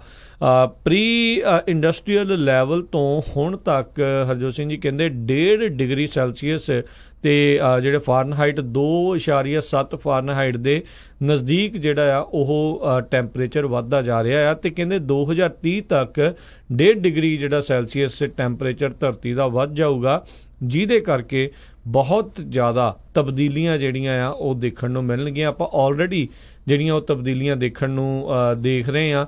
ਬਹੁਤ ਜ਼ਿਆਦਾ ਅੱਗਾਂ, ਬਹੁਤ ਜ਼ਿਆਦਾ ਜਿਹੜੀ ਆ ਉਹ ਸੋਕੇ ਪੈਣੇ ਤੇ ਜਾਂ ਹਰੀਕੇਨਸ ਬਹੁਤ ਜ਼ਿਆਦਾ ਜਿਹੜੇ ਆਉਣੇ ਜਾਂ ਸਨੋ ਸਟਾਰਮਸ ਬਹੁਤ ਜ਼ਿਆਦਾ ਆਉਣੇ। ਸੋ ਇਹ ਮੌਸਮ ਦੀ ਜਿਹੜੀ ਵੱਡੀ ਤਬਦੀਲੀ ਵੱਲ ਨੂੰ ਜਿਹੜਾ ਹੈ ਵੱਧ ਰਿਹਾ ਆ। ਉਹਨਾਂ ਨੇ ਕਿਹਾ ਵੀ ਆਪਣੇ ਕੋਲ ਮਹਿਜ 10 ਕੁ ਸਾਲ ਦਾ ਸਮਾਂ ਹੈਗਾ ਆ ਤੇ ਬਹੁਤ ਵੱਡੇ ਪੈਮਾਨੇ ਦੇ ਉੱਤੇ ਜਿਹੜੇ ਚੇਂਜਸ ਆ ਉਹ ਆਪਾਂ ਨੂੰ ਕਰਨੇ ਪੈਣੇ ਆ।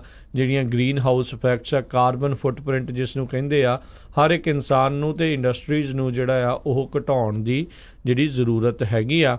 ਆਲਰੇਡੀ ਕਹਿੰਦੇ ਆ ਵੀ ਤਕਰੀਬਨ 1 ਡਿਗਰੀ ਤੱਕ ਜਿਹੜਾ ਟੈਂਪਰੇਚਰ ਆ ਉਹ ਤਾਪਮਾਨ ਧਰਤੀ ਦਾ ਜਿਹੜਾ ਆ ਉਹ ਵਧਿਆ ਹੋਇਆ ਆ। ਤੇ ਜੇ 1.5 ਡਿਗਰੀ ਤੋਂ ਵੱਧ ਟੈਂਪਰੇਚਰ ਵੱਧਦਾ ਹੈ ਧਰਤੀ ਦਾ ਤਾਂ ਉਹਦੇ ਤਾਂ ਬਹੁਤ ਜ਼ਿਆਦਾ ਜਿਹੜੇ ਭੈੜੇ ਨੁਕਸਾਨ ਜਿਹੜੇ ਆ ਉਹ ਦੇਖਣ ਨੂੰ ਮਿਲਣਗੇ ਜੀ। ਸੋ ਇਹਦੇ ਵਿੱਚ ਇਕੱਲੇ ਕਹਿੰਦੇ ਗੌਰਮੈਂਟਸ ਨਹੀਂ ਰਿਸਪੌਂਸੀਬਲ, ਜਿਹੜੇ ਇੰਡੀਵਿਜੂਅਲ ਆ ਉਹ ਵੀ ਜਿਹੜੇ ਕੀ ਕਰ ਸਕਦੇ ਹੈਗੇ ਆ। 1.5 ਡਿਗਰੀ ਦੇ ਕਰੀਬ ਜਿਹੜਾ ਟੈਂਪਰੇਚਰ ਕਹਿੰਦੇ ਵੱਧ ਜਾਣਾ ਆ ਫਿਊਚਰ ਦੇ ਵਿੱਚ। ਜਿਹੜੀ ਟਰਾਂਸਪੋਰਟੇਸ਼ਨ ਆ ਕਹਿੰਦੇ ਇੰਡੀਵਿਜੂਅਲ ਉਹਨਾਂ ਨੂੰ ਟਰਾਂਸਪੋਰਟੇਸ਼ਨ ਵੱਲ ਧਿਆਨ ਦੇਣਾ ਚਾਹੀਦਾ ਹੈਗਾ ਵੀ ਕਿੱਦਾਂ ਦੀਆਂ ਤੁਸੀਂ ਕਾਰਜ਼ ਯੂਜ਼ ਕਰਨੀਆਂ ਹੈਗੀਆਂ, ਖਾਸ ਕਰਕੇ ਹਾਈਬ੍ਰਿਡ ਜਾਂ ਇਲੈਕਟ੍ਰਿਕ, ਜਿਹਦੇ ਨਾਲ ਧੂੰਆਂ ਨਾ ਜਿਹੜਾ ਨਿਕਲਦਾ ਹੋਵੇ। ਇਸੇ ਤਰ੍ਹਾਂ ਜਿਹੜੀਆਂ ਬਿਲਡਿੰਗਸ ਜਿਹੜੀਆਂ ਤੁਸੀਂ ਘਰ ਬਣਾਉਣੇ ਆ ਆਪਣੇ ਦੇ ਲਈ ਖਾਸ ਕਰਕੇ, ਉਹ ਤੁਸੀਂ ਇੱਦਾਂ ਦੇ ਜਿਹੜੇ ਯੂਜ਼ ਕਰੋ ਜਿਹਦੇ ਵਿੱਚ ਜਿਹੜੀਆਂ ਆ ਕੋਈ ਗੈਸਿਸ ਨਾ ਨਿਕਲਣ। ਏਅਰ ਕੰਡੀਸ਼ਨ ਜਿਹੜਾ ਬਹੁਤ ਘੱਟ ਯੂਜ਼ ਹੋਵੇ। ਮਟੀਰੀਅਲ ਇੱਦਾਂ ਦਾ ਯੂਜ਼ ਕਰੋ ਜਿਹਦੇ ਨਾਲ ਤੁਹਾਡਾ ਜਿਹੜਾ ਘਰ ਦੇ ਅੰਦਰ ਦਾ ਟੈਂਪਰੇਚਰ ਜਿਹੜਾ ਆ ਉਹ ਗਰਮੀਆਂ ਸਰਦੀਆਂ ਦੇ ਵਿੱਚ ਠੀਕ ਰਹੇ, ਤਾਂ ਕਿ ਤੁਹਾਨੂੰ ਬਹੁਤ ਜ਼ਿਆਦਾ ਨਾ ਯੂਜ਼ ਕਰਨਾ ਪਵੇ। ਇਸੇ ਤਰ੍ਹਾਂ ਉਹਨਾਂ ਨੇ ਡਾਈਟਸ ਦੇ ਉੱਤੇ ਵੀ ਗੱਲਬਾਤ ਕੀਤੀ ਹੈਗੀ ਆ। ਕਹਿੰਦੇ ਪਏ 30% ਲੈਸ ਤੁਹਾਨੂੰ ਜਿਹੜਾ ਆ ਐਨੀਮਲ ਪ੍ਰੋਡਕਟ ਜਿਹੜੇ ਉਹ ਖਾਣੇ ਚਾਹੀਦੇ ਹੈਗੇ ਆ।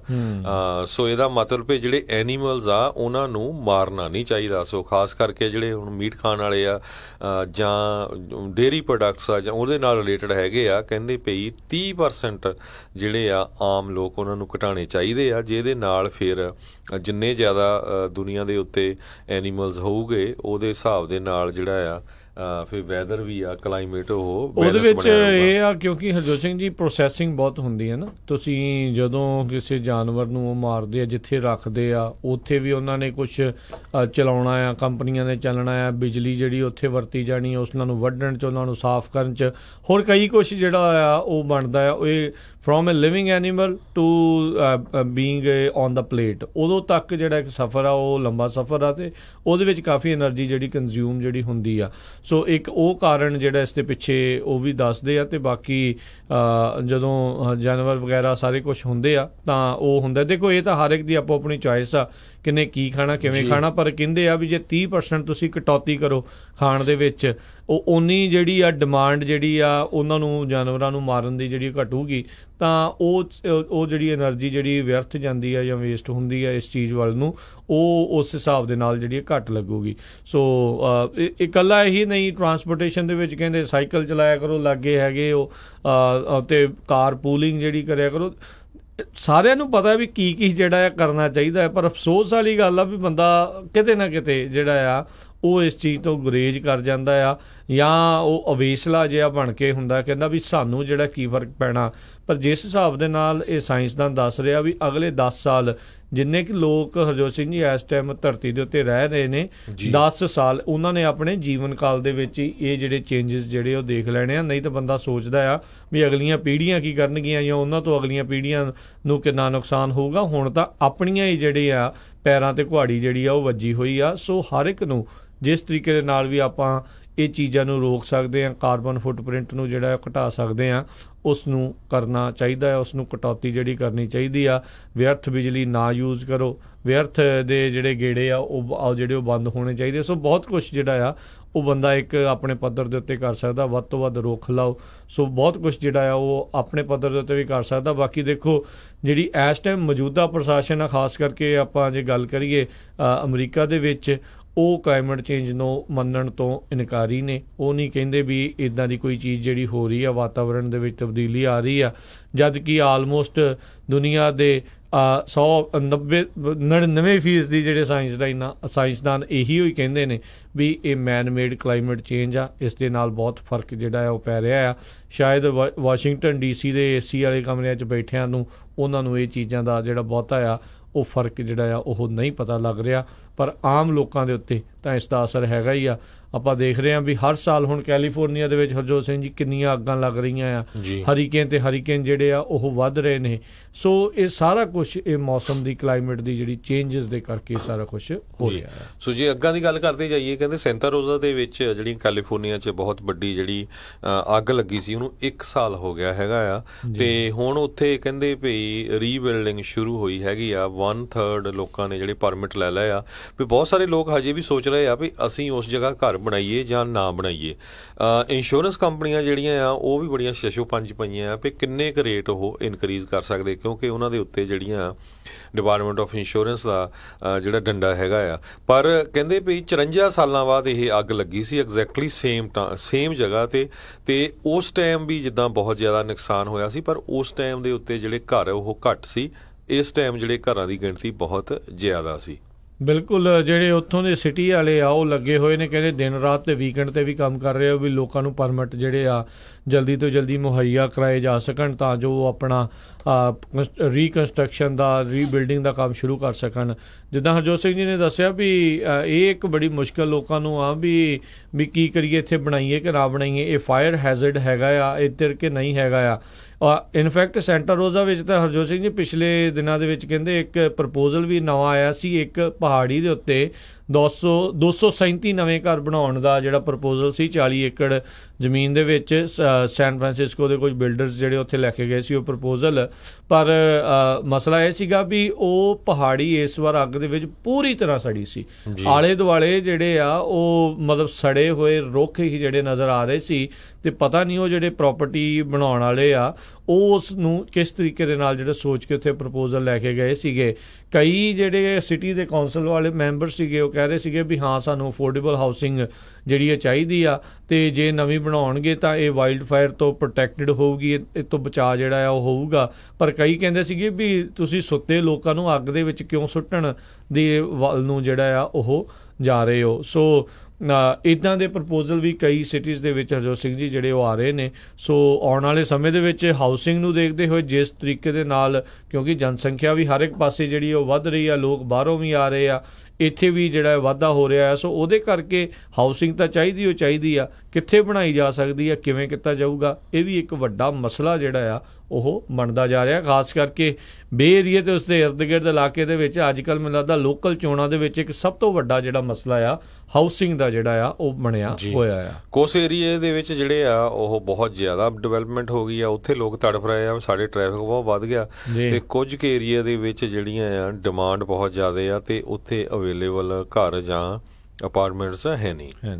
ਜੀ ਤੇ ਬੇ ਏਰੀਏ ਦੇ ਵਿੱਚ ਹੀ ਜੇ ਆਪਾਂ ਗੱਲਾਂ ਕਰਦੇ ਜਾਈਏ ਹਰਜੋਤ ਸਿੰਘ ਜੀ, H1B ਵੀਜ਼ਾ, ਕਿਉਂਕਿ ਬੇ ਏਰੀਏ ਦੇ ਉੱਤੇ ਇਸ ਦਾ ਕਾਫੀ ਅਸਰ, ਇਹ ਨਹੀਂ ਵੀ ਮੁਲਕ ਦੇ ਬਾਕੀ ਹਿੱਸਿਆਂ ਤੇ ਨਹੀਂ, ਪਰ ਕਿਉਂਕਿ ਸਭ ਤੋਂ ਜ਼ਿਆਦਾ ਜਿਹੜੇ ਟੈਕੀਜ਼ ਜਿਹਨੂੰ ਕਹਿੰਦੇ ਆ ਟੈਕਨੋਲੋਜੀ ਦੇ ਉੱਤੇ ਕੰਮ ਕਰਨ ਵਾਲੇ ਆ ਉਹ ਸਿਲੀਕਨ ਵੈਲੀ ਦੇ ਵਿੱਚ ਨੇ। ਮਿਲੀਅਨਸ ਆਫ ਲੋਕ ਜਿਹੜੇ ਇੱਥੇ ਕੰਮ ਕਰਦੇ ਨੇ।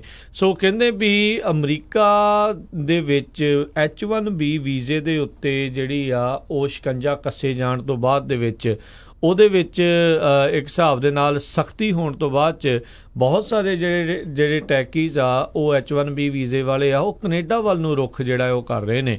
ਕਹਿੰਦੇ ਕੈਨੇਡਾ ਦੇ ਵਿੱਚ as a foreign technology worker ਨੂੰ ਆਪਣਾ ਵੀਜ਼ਾ ਲੈਣ ਦੇ ਵਿੱਚ ਮਹਿਜ 2 ਹਫ਼ਤੇ ਦਾ ਸਮਾਂ ਲੱਗਦਾ ਆ ਤੇ ਅਮਰੀਕਾ ਦੇ ਵਿੱਚ ਕਈ ਮਹੀਨੇ, ਤੇ ਉਹ ਵੀ ਗਰੰਟੀ ਨਹੀਂ ਵੀ ਬਾਅਦ ਦੇ ਵਿੱਚ ਵੀਜ਼ਾ ਤੁਹਾਡਾ ਲੱਗ ਕੇ ਆਊਗਾ ਕਿ ਨਹੀਂ ਲੱਗ ਕੇ ਆਊਗਾ, ਵੀ ਤੁਹਾਨੂੰ ਜਿਹੜਾ ਲੋਟਰੀ ਦੇ ਵਿੱਚ ਚੱਕਿਆ ਜਾਊਗਾ ਤੁਹਾਡਾ ਨਾਮ ਜਾਂ ਨਹੀਂ ਚੱਕਿਆ ਜਾਊਗਾ।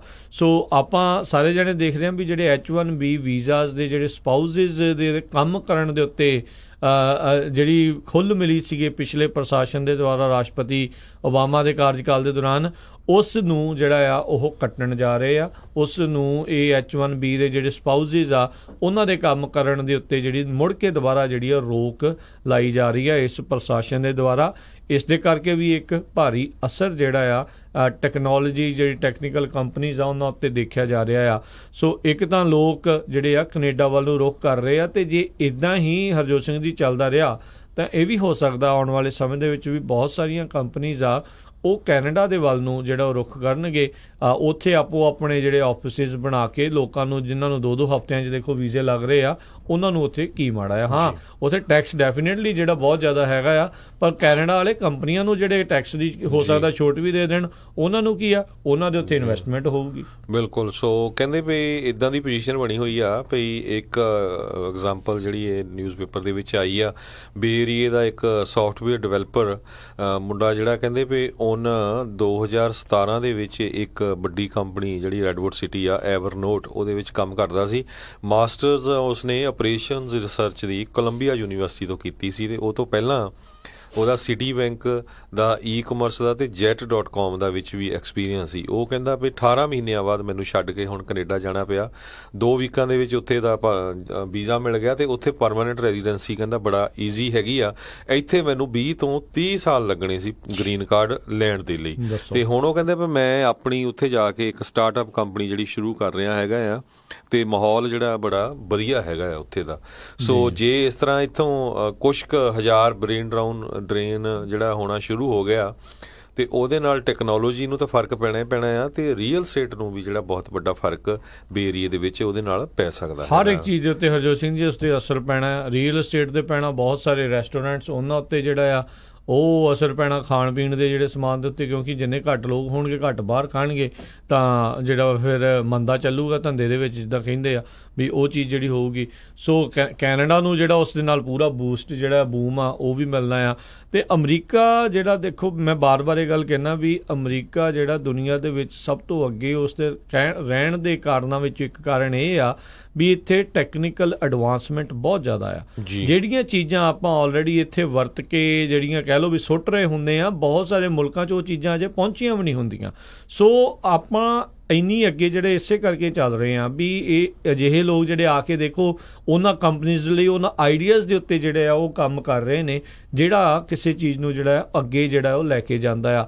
ਹੁਣ ਇਹੀ ਚੀਜ਼ਾਂ ਕੈਨੇਡਾ ਦੇ ਵਿੱਚ ਹੋਣਗੀਆਂ ਜਾਂ ਕਿਸੇ ਹੋਰ ਮੁਲਕ ਦੇ ਵਿੱਚ ਹੋਣਗੀਆਂ ਤਾਂ ਉਹਨਾਂ ਨੂੰ ਕਟਿੰਗ ਐਜ ਦੇ ਵਿੱਚ, ਜਿੱਦਾਂ ਕਹਿੰਦੇ ਆ ਨਾ ਐਡਵਾਂਸਮੈਂਟ ਦੇ ਵਿੱਚ, ਟੈਕਨੋਲੋਜੀ ਦੇ ਕਟਿੰਗ ਐਜ ਦੇ ਵਿੱਚ ਇੱਕ ਅਪਰ ਹੈਂਡ ਜਿਹੜਾ ਮਿਲੂਗਾ ਉਹਨਾਂ ਨੂੰ, ਜਿਹੜੀ ਇੱਕ ਕਹਿ ਲਓ ਵੀ ਉੱਚੀ ਥਾਂ ਦੇ ਉੱਤੇ ਹੋਣ ਦਾ ਇੱਕ ਮੌਕਾ ਜਿਹੜਾ ਉਹ ਮਿਲੂਗਾ। ਸੋ ਉਹਦੇ ਨਾਲ ਬਹੁਤ ਫਰਕ ਪੈਂਦਾ ਆ।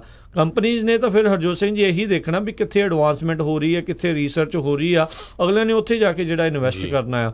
ਹੁਣ ਕੰਪਨੀਜ਼ ਇੱਥੇ ਇਨਵੈਸਟ ਵੀ ਕਰਦੀਆਂ ਆ, ਕੰਪਨੀਜ਼ ਆਪਣੀਆਂ ਖੋਲ੍ਹਦੀਆਂ, ਆਫਿਸਿਸ ਖੋਲ੍ਹਦੀਆਂ, ਹੈੱਡਕੁਆਟਰਸ ਖੋਲ੍ਹਦੀਆਂ, ਜੋ ਕੈਨੇਡਾ ਵੱਲ ਨੂੰ ਮੂਵ ਹੋਣਗੀਆਂ ਤਾਂ ਉਹਦਾ ਅਸਰ ਪਊਗਾ। ਅਤੇ ਜਿਸ ਹਿਸਾਬ ਨਾਲ ਹਰਜੋਤ ਸਿੰਘ ਜੀ ਉੱਦਾਂ ਜੇ ਆਪਾਂ ਇਸਦੀ ਪਿਛਲੀ ਖਬਰ ਕਲਾਈਮੇਟ ਚੇਂਜ ਵਾਲੀ ਕਰੀਏ ਵੀ ਜੇ ਗਰਮੀ ਵਧੂਗੀ ਤਾਂ ਕੈਨੇਡਾ ਵਿੱਚ ਰਹਿਣ ਲਈ ਥਾਂ ਜਿਹੜੀ ਉਹ ਜ਼ਿਆਦਾ ਬਣ ਜਾਣੀ ਆ, ਕਿਉਂਕਿ ਕਿਤੇ ਨਾ ਕਿਤੇ ਫਿਰ ਪਿਘਲ ਜੂਗੀ ਵੀ ਬਰਫ਼, ਤਾਂ ਉੱਥੇ ਰਹਿਣ ਲੱਗ ਜਾਣਗੇ ਲੋਕ, ਤਾਂ ਫਿਰ ਉੱਥੇ ਇਲਾਕਾ ਵੀ ਵੱਧ ਜੂਗਾ ਤੇ ਫਿਰ ਸਾਰਿਆਂ ਨੇ ਉੱਧਰ ਨੂੰ ਭੱਜਣਾ, ਮੌਸਮ ਵੀ ਉੱਥੇ ਠੀਕ ਰਹਿ ਸਕਦਾ ਆ।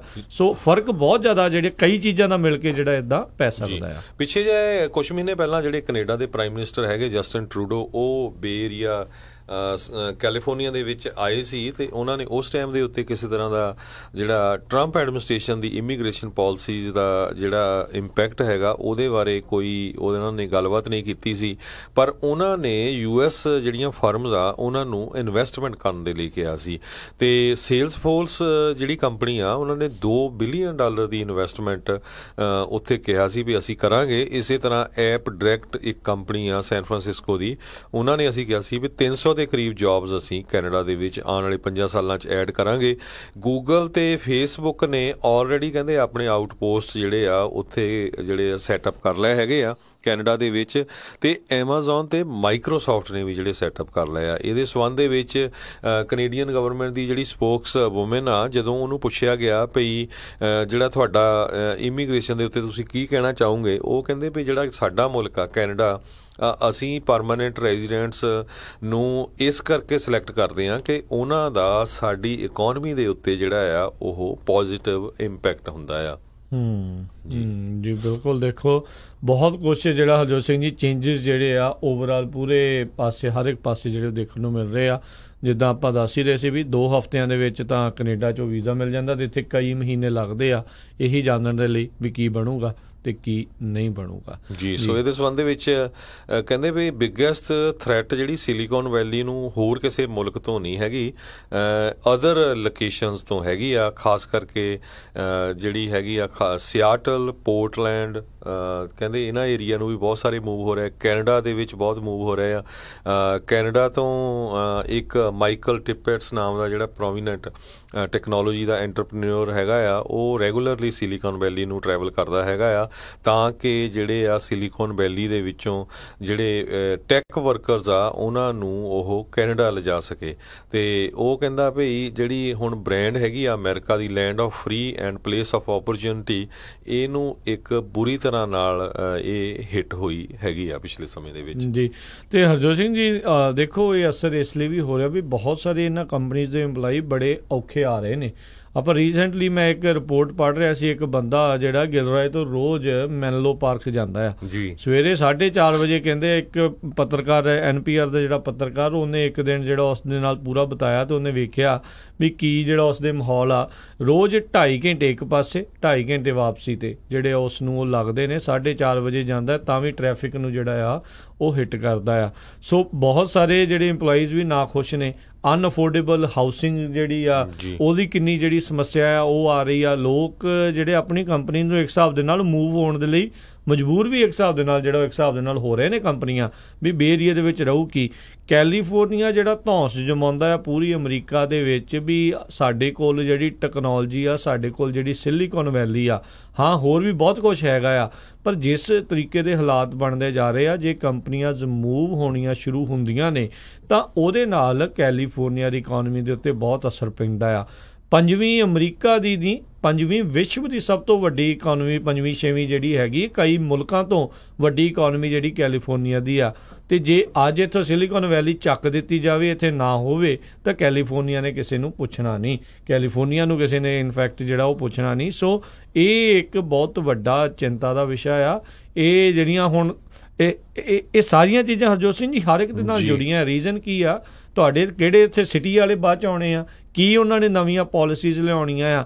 ਦੇਖੋ ਇਹਨਾਂ ਕੰਪਨੀਆਂ ਦੇ ਨਾਲ ਪੂਰੀ ਇਕੋਨਮੀ ਦੇ ਉੱਤੇ, ਪੂਰੀ ਸਿਟੀ ਦੀ ਇਕੋਨਮੀ ਦੇ ਉੱਤੇ ਜਿਹੜਾ ਡੈਫੀਨੇਟਲੀ ਅਸਰ ਰਹਿੰਦਾ ਹੀ ਰਹਿੰਦਾ। ਕਿਸੇ ਦੇ ਉੱਤੇ ਪੋਜ਼ੀਟਿਵ ਰਹਿੰਦਾ, ਕੋਈ ਕਹਿੰਦਾ ਕਿਸੇ ਦਾ ਜਿਹੜਾ ਨੈਗੇਟਿਵ ਵੀ ਹੈਗਾ, ਪਰ ਮੋਸਟਲੀ ਪੋਜ਼ੀਟਿਵ ਕਹਾਂਗੇ ਵੀ ਬਹੁਤ ਸਾਰੀ ਓਪਰਚੁਨਿਟੀਜ਼ ਵੀ ਹੈਗੀਆਂ ਆ। ਲੋਕਾਂ ਦੇ ਹੋਰ ਕਾਰੋਬਾਰ ਇਹਨਾਂ ਲੋਕਾਂ ਦੇ ਕਰਕੇ ਜਿਹੜੇ ਉਹ ਵੀ ਚੱਲ ਰਹੇ ਹੁੰਦੇ ਆ। ਸੋ ਬਹੁਤ ਕੁਛ ਜਿਹੜਾ ਹੁੰਦਾ। ਸੋ ਸਿਟੀ ਦੇ ਵਿੱਚ ਬੰਦੇ ਜਿਹੜੇ ਉਹ ਜਿਹੇ ਹੋਏ ਜਿਹੜੇ ਤੁਸੀਂ ਚੁਣਨੇ ਵੀ ਆ। ਮੈਂ ਬਾਰ-ਬਾਰ ਇਲੈਕਸ਼ਨ ਨਾਲ ਨੂੰ ਜਿਹੜੀ ਗੱਲ ਤਾਂ ਵੀ ਜੋੜਦਾ ਆ ਤਾਂ ਜੋ ਆਪਣੇ ਬੰਦੇ ਇਨਵੋਲਵ ਜਿਹੜੇ ਇਹਨਾਂ ਚੀਜ਼ਾਂ ਦੇ ਵੱਲ ਹੋਣ, ਕਿਉਂਕਿ ਅਸਰ ਹਰ ਇੱਕ ਦੇ ਉੱਤੇ ਜਿਹੜਾ ਇਸ ਚੀਜ਼ ਦਾ ਪੈਂਦਾ ਹੀ ਪੈਂਦਾ। ਜੀ ਬਿਲਕੁਲ। ਸਰੋਤਿਆਂ ਨੂੰ ਜ਼ਿਆਦਾ ਹੀ ਆ ਪੂਰੇ USA ਦੇ ਵਿੱਚ ਡੈਟਰੋਇਟ ਜਿਹੜਾ ਆ ਕਿਸੇ ਟਾਈਮ ਦੇ ਉੱਤੇ ਜਿਹੜਾ ਫੇਸ ਹੁੰਦਾ ਸੀ ਵੀ ਉੱਥੇ ਸਭ ਤੋਂ ਵੱਧ ਜੌਬਸ ਆਟੋ ਇੰਡਸਟਰੀ ਦੀਆਂ ਹੁੰਦੀਆਂ। ਅੱਜ ਦੀ ਡੇਟ 'ਚ ਤੁਸੀਂ ਦੇਖੋ ਡੈਟਰੋਇਟ ਦੇ ਵਿੱਚ ਜਿਹੜੇ ਖੰਡਰ ਵਿਚਾਰੇ ਬੈਂਕਰਪਸੀ ਕਰ ਗਏ ਆ, ਖੰਡਰ ਬਣੇ ਹੋਏ ਆ। ਤੇ ਕਈ ਵਾਰੀ ਤਾਂ ਮੈਂ ਹੱਸਦਾ ਹੀ ਹੁੰਦਾ ਦੇਖ ਕੇ, ਕਈ ਜਗ੍ਹਾ ਤੇ 20-20 25-25 ਹਜ਼ਾਰ ਡਾਲਰ ਦੇ ਘਰ ਸੇਲ ਤੇ ਲੱਗੇ ਹੁੰਦੇ। ਇੱਕ ਜਗ੍ਹਾ ਤੇ $1 $2 ਦੇ ਵੀ ਲਾਇਆ ਵੀ ਭਾਈ ਚੱਕ ਲਓ ਇਹਨਾਂ ਨੂੰ, ਵੀ ਸਾਨੂੰ ਸਾਹਮਣਾ ਨਾ ਪਵੇ। ਦੇਖਣ ਨੂੰ ਲੱਗਦਾ ਵੀ ਤੁਸੀਂ ਅਮਰੀਕਾ ਜਾਂ ਪਤਾ ਨਹੀਂ ਕਿਹੜੇ ਜਿੱਦਾਂ ਕਿਹੜੀ ਸਭਿਅਤਾ ਦੇ ਵਿੱਚ ਤੁਸੀਂ ਹੈਗੇ ਆ। ਬਿਲਕੁਲ ਬਿਲਕੁਲ। ਸੋ ਚੇਂਜ ਹੁੰਦਿਆਂ, ਮੂੰਹ ਮੁਹਾਰ ਚੇਂਜ ਹੁੰਦਿਆਂ ਪਤਾ ਨਹੀਂ ਲੱਗਦਾ। ਹਰ ਇੱਕ ਨੂੰ ਜਿਹੜੇ ਇਸ ਚੀਜ਼ ਦੇ ਪ੍ਰਤੀ ਸੁਹਿਰਦ ਹੋਣ ਦੀ ਜ਼ਰੂਰਤ ਹੁੰਦੀ ਆ ਜੀ। ਤੇ ਅਗਲੀ ਜਿਹੜੀ ਆਪਾਂ ਹਰਜੋਤ ਸਿੰਘ ਜੀ ਗੱਲ ਕਰਦੇ ਜਾਈਏ, ਅਮਰੀਕਾ ਤੇ ਚਾਈਨਾ ਦੇ ਜਿਹੜੇ ਸੰਬੰਧਾਂ ਦੇ ਵਿੱਚ ਜਿਹੜੇ ਟੈਂਸ਼ਨਸ ਆ, ਤਣਾਅ ਆ, ਉਹ ਲਗਾਤਾਰ ਜਿਹੜਾ ਵਾਧਾ ਹੀ ਜਿਹੜਾ ਆ ਉਹ ਜਾ ਰਿਹਾ ਆ। ਉੱਧਰ US ਦੇ ਸੈਕਟਰੀ ਆਫ ਸਟੇਟ ਮਾਈਕ ਪੋਂਪੇਓ, ਉਹਨਾਂ ਨੇ ਜਿਹੜੇ ਆਪਣੇ ਚਾਈਨਾ ਦੇ ਉਹਨਾਂ ਦਾ ਜਿਹੜਾ ਫੋਰਨ ਮਿਨਿਸਟਰ ਆ, ਉਹਨਾਂ ਦੇ ਨਾਲ ਜਿਹੜੀ ਤਿੱਖੀ ਜਿਹੜੀ ਵਾਰਤਾਲਾਪ ਜਿਹੜੀ ਉਹ ਹੋਈ ਹੈ, ਖਾਸ ਕਰਕੇ ਜਿਹੜੀ ਹੈ ਟ੍ਰੇਡ ਵਾਰ ਆ ਉਸ ਨੂੰ ਲੈ ਕੇ। ਜਿਹੜੇ ਮਾਈਕ ਪੋਂਪੇਓ ਦੱਸਦੇ ਜਾਈਏ ਨਾਰਥ ਕੋਰੀਆ ਦੇ ਵਿੱਚ ਪਹੁੰਚੇ ਹੋਏ ਨੇ ਤੇ ਉੱਥੇ ਕਿਮ ਯੋਂਗ ਉਨ ਉਹਨਾਂ ਦਾ ਜਿਹੜਾ ਡਿਕਟੇਟਰ ਆ ਨਾਰਥ ਕੋਰੀਆ ਦਾ, ਉਸ ਦੇ ਨਾਲ ਜਿਹੜੀ ਆ ਮੁਲਾਕਾਤ ਉੱਥੇ ਕਰ ਰਹੇ ਨੇ। ਉੱਧਰੋਂ ਨਾਰਥ ਕੋਰੀਆ ਵੱਲੋਂ ਇੱਕ ਜਿਹੜੀ ਠੰਡੀ ਹਵਾ ਦਾ ਬੁੱਲਾ ਜਿਹੜਾ ਇਹ ਆ ਰਿਹਾ ਆ। ਮਾਈਕ ਪੋਂਪੇਓ ਉਹਨਾਂ ਨੇ ਜਿਹੜਾ ਦੱਸਿਆ ਵੀ ਕਹਿੰਦੇ ਨਾਰਥ ਕੋਰੀਆ ਦਾ ਜਿਹੜੇ ਲੀਡਰ ਆ ਉਹ ਮੰਨਿਆ ਆ ਵੀ ਉਹ ਉੱਥੋਂ ਦੀ ਇੱਕ ਕੀ ਨਿਊਕਲੀਅਰ ਸਾਈਟ ਜਿਹੜੀ ਆ ਪਰਮਾਣੂ ਜਿੱਥੇ ਕਹਿ ਲਓ ਵੀ ਹਥਿਆਰ ਬਣਾਉਂਦੇ ਨੇ ਜਾਂ ਮਿਜ਼ਾਈਲਾਂ ਜਿਹੜੀਆਂ ਬਣਾਉਂਦੇ ਆ, ਤੇ ਉਹਨਾਂ ਨੇ ਕਿਹਾ ਸੀਗਾ ਵੀ ਅਸੀਂ ਉਸ ਨੂੰ ਨਾਸਤੋ ਨਬੂਤ ਜਿਹੜਾ ਕਰ ਰਹੇ ਹਾਂ, ਡਿਸਟਰੋਏ ਜਿਹੜਾ ਉਹ ਕਰਾਂਗੇ, ਖ਼ਤਮ ਕਰਾਂਗੇ। ਤੇ ਕਹਿੰਦੇ ਵੀ ਉਹ ਮੰਨ ਗਏ ਨੇ ਵੀ ਇੱਕ ਇੰਡੀਪੈਂਡੈਂਟ ਜਿਹੜਾ ਇਨਸਪੈਕਸ਼ਨ ਆ, ਕਿਸੇ ਬਾਹਰਲੇ ਮੁਲਕ ਦਾ ਜਿਹੜਾ ਬੰਦਾ ਇੰਸਪੈਕਟਰ ਜਿਹੜਾ ਆ ਕੇ ਉਸ ਦੀ ਇਨਸਪੈਕਸ਼ਨ ਜਿਹੜੀ ਉਹ ਕਰ ਜਾਊਗਾ। ਸੋ ਇਹ ਇੱਕ ਠੰਡੀ ਹਵਾ ਦਾ ਬੁੱਲਾ ਜਿਹੜਾ ਡੈਫੀਨੇਟਲੀ ਉੱਧਰੋਂ ਆ ਰਿਹਾ ਆ। ਹੋਪਫੁਲੀ ਜਿਹੜੇ ਆਉਣ ਵਾਲੇ ਸਮੇਂ ਦੇ ਵਿੱਚ ਹਰਜੋਤ ਸਿੰਘ ਜੀ ਵੀ ਜਿਹੜੇ ਨਾਰਥ ਕੋਰੀਆ ਦਾ ਕਿਮ ਯੋਂਗ ਉਨ ਆ ਇਸ ਪਾਸੇ ਵੱਲ ਨੂੰ ਜਿਹੜਾ ਉਹ ਮੰਨੇ ਤੇ ਉੱਥੋਂ ਦੇ ਆਮ ਲੋਕਾਂ ਦਾ ਜੀਵਨ ਦਾ ਸਤਰ ਜਿਹੜਾ ਆ ਉਹ ਉੱਥੇ ਵੱਧ ਸਕੇ। ਅਗਲੀ ਖਬਰ, ਸਾਡਾ ਸਮਾਂ ਵੀ ਸਮਾਪਤ ਹੋਣ ਵਾਲਾ, ਅਗਲੀ ਖਬਰ ਵੱਲ ਚੱਲੀਏ। ਜਿਸ ਤਰ੍ਹਾਂ ਪ੍ਰੈਜ਼ੀਡੈਂਟ ਟਰੰਪ ਨੇ ਕਿਹਾ ਸੀ ਵੀ ਮੈਂ ਚਾਈਨਾ ਵਾਲਿਆਂ ਨੂੰ ਜਿੱਦਾਂ ਪੂਰੀ ਤਰ੍ਹਾਂ ਠੋਕ ਕੇ ਰੱਖੂੰਗਾ, ਤੇ 2 ਦਿਨ ਪਹਿਲਾਂ ਚਾਈਨਾ ਵਾਲਿਆਂ ਨੇ $175 ਬਿਲੀਅਨ ਜਿਹੜਾ ਆ ਮਨੀ ਪੰਪ ਕਰਨ ਦੀ ਜਿਹੜੀ ਆ ਆਪਣੀ ਇਕੋਨਮੀ ਦੇ ਵਿੱਚ ਟਰਾਈ ਕੀਤੀ ਸੀ, ਕਿਉਂਕਿ ਟ੍ਰੇਡ ਵਾਰ ਦੇ ਨਾਲ ਇੰਨਾ ਜ਼ਿਆਦਾ ਜਿਹੜਾ ਆ ਅਸਰ ਚਾਈਨਾ ਦੇ ਉੱਤੇ ਹੋ ਰਿਹਾ ਆ। ਤੇ ਉਹ ਜਿਹੜੇ ਉੱਥੇ ਦੇ ਜਿਹੜੇ ਪ੍ਰੀਮੀਅਰ ਆ ਜਿਹੜੇ ਉਹ ਬਿਲਕੁਲ ਕਹਿ ਰਹੇ ਸੀ ਵੀ ਅਸੀਂ ਕਿਸੇ ਤੋਂ ਡਰਦੇ ਨਹੀਂ, ਅਸੀਂ ਸਾਡੀ ਇਕੋਨਮੀ ਨੂੰ ਜਿਹੜਾ US ਦੇ ਜਿਹੜਾ ਟੈਰਿਫ ਲੱਗਿਆ ਆ ਉਹਦੇ ਨਾਲ ਕਿਸੇ ਤਰ੍ਹਾਂ ਦਾ ਜਿਹੜਾ ਅਸਰ ਨਹੀਂ ਹੋ ਸਕਦਾ। ਪਰ ਅੱਜ ਜੇ ਦੇਖਿਆ ਜਾਵੇ ਕੁਝ ਘੰਟੇ ਪਹਿਲਾਂ ਜਿਹੜੀ ਚਾਈਨਾ ਦੀ ਸਟਾਕ ਮਾਰਕੀਟ ਆ ਉਹ ਕਹਿੰਦੇ ਭਈ ਇੱਕ ਤਰ੍ਹਾਂ ਖੂਨੀ ਰੰਗ 'ਚ ਰੰਗੀ ਗਈ ਆ। 5% ਜਿਹੜਾ ਸਟਾਕ ਆ ਚਾਈਨਾ ਦਾ ਇੱਕ ਦਿਨ ਦੇ ਵਿੱਚ ਜਿਹੜਾ ਡਿੱਗ ਪਿਆ ਹੈਗਾ ਆ। ਕਹਿੰਦੇ ਭਈ ਚਾਈਨਾ ਦੇ ਇਨਵੈਸਟਰ ਦੇ ਲਈ ਇਹ ਇੱਕ ਦਿਨ ਦੀ ਜਿਹੜੀ ਇੰਨਾ ਜਿਹੜਾ ਸਟਾਕ ਡਿੱਗਣਾ ਇੱਕ ਤਰ੍ਹਾਂ ਨਾਲ ਬਹੁਤ ਵੱਡੀ ਜਿਹੜੀ ਇਹ ਨਿਊਜ਼ ਹੈਗੀ ਆ। ਜੀ ਬਿਲਕੁਲ ਬਿਲਕੁਲ। ਤੇ ਇਹ ਇੱਕ ਬਿਲਕੁਲ ਹਰਜੋਤ ਸਿੰਘ ਜੀ ਇੱਕ ਵੱਡੀ ਜਿਹੜੀ ਗੱਲ ਹੈਗੀ ਆ ਤੇ ਕਹਿੰਦੇ ਵੀ ਹੁਣ ਉਸ ਚੀਜ਼ ਨੂੰ ਰਿਕਵਰ ਕਰਨ ਦੇ ਲਈ ਚਾਈਨਾ ਵਾਲੇ ਕਾਫੀ ਜਿਹੜੇ ਡਾਲਰ ਆ ਉਹ ਆਪਣੀ ਇਕਨੋਮੀ ਦੇ ਵਿੱਚ ਪੰਪ ਜਿਹੜੇ ਕਰ ਰਹੇ ਆ। ਸਾਨੂੰ ਇਹ ਦੇਖਣ ਵਾਲੀ ਗੱਲ ਇਹੀ ਰਹਿਣੀ ਆ ਹਰਜੋਤ ਸਿੰਘ ਜੀ ਵੀ ਕੌਣ ਝੁਕਦਾ ਆ, ਪਰ ਜਿੱਦਾਂ ਦੇ ਹੁਣ ਇਸ਼ਾਰੇ ਮਿਲਣੇ ਸ਼ੁਰੂ ਹੋਏ ਆ ਵੀ ਚਾਈਨਾ ਇਸ ਟ੍ਰੇਡ ਵਾਰ ਦੀ ਜਿਹੜਾ ਸੇਕ ਆ ਉਹਨਾਂ ਨੂੰ ਲੱਗਣਾ ਸ਼ੁਰੂ ਹੋ ਚੁੱਕਾ ਆ। ਸੋ ਬਿਲਕੁਲ ਇਹਦੇ ਸੰਬੰਧ ਦੇ ਵਿੱਚ ਚਾਈਨਾ ਦੀ ਇੱਕ ਜਿਹੜੀ ਸੈਂਟਰਲ ਬੈਂਕ ਹੈਗੀ ਪੀਪਲਸ ਬੈਂਕ ਆਫ ਚਾਈਨਾ, ਉਹ ਕਹਿੰਦੇ ਵੀ ਅਸੀਂ ਵੀ ਜਿਹੜਾ ਪ੍ਰੈਜ਼ੀਡੈਂਟ ਟਰੰਪ ਟ੍ਰੇਡ ਵਾਰ ਜਿਹੜਾ ਲਾ ਰਿਹਾ USA ਦੇ ਚਾਈਨਾ ਦੇ ਉੱਤੇ ਸਾਡੀ ਜਿਹੜੀ ਇਕਨੋਮੀ ਨੂੰ ਸਲੋ ਡਾਊਨ ਕਰਨ ਦੇ ਲਈ ਉਹ ਅਸੀਂ ਹੋਣ ਨਹੀਂ ਦੇਵਾਂਗੇ ਤੇ ਉਹਦੇ ਕਰਕੇ ਉਹਨਾਂ ਨੇ 1% ਜਿਹੜਾ ਆ ਚਾਈਨੀਜ਼ ਦਾ ਬੈਂਕ ਰੇਟ ਹੈਗਾ ਆ ਉਹ ਘਟਾਇਆ ਹੈਗਾ ਇਸ ਵੀਕਐਂਡ ਦੇ ਵਿੱਚ ਇੰਟਰਸਟ ਰੇਟ ਜੀ। ਸੋ ਕਾਫੀ ਜ਼ਿਆਦਾ ਜਿਹੜਾ ਆ ਇਹਦਾ ਮਤਲਬ ਵੀ ਚਾਈਨਾ ਹਿੱਲ ਗਿਆ ਇੱਕ ਤਰ੍ਹਾਂ ਦੇ ਨਾਲ। ਬਿਲਕੁਲ ਜੀ, ਸੇਕ ਲੱਗ ਰਿਹਾ ਕਿਉਂਕਿ ਉਹ ਉਤਪਾਦ ਉਹਨਾਂ ਦਾ ਆਉਂਦਾ ਹੀ ਬਹੁਤ ਸੀਗਾ ਅਮਰੀਕਾ ਵੱਲ ਨੂੰ ਤੇ ਜਦੋਂ ਉਹ ਵਿਕਣਾ ਘਟੂਗਾ ਤਾਂ ਉੱਤੇ ਦਾ ਅਸਰ ਪੈਣਾ ਹੀ ਪੈਣਾ ਆ। Harjot Singh ji, latest breaking news ਜਿਹੜੀ ਲਿਮੋ ਦੇ ਕ੍ਰੈਸ਼ ਆ ਉਸ ਦੇ ਨਾਲ ਜਿਹੜੀ ਉਹ ਆ ਰਹੀ ਆ।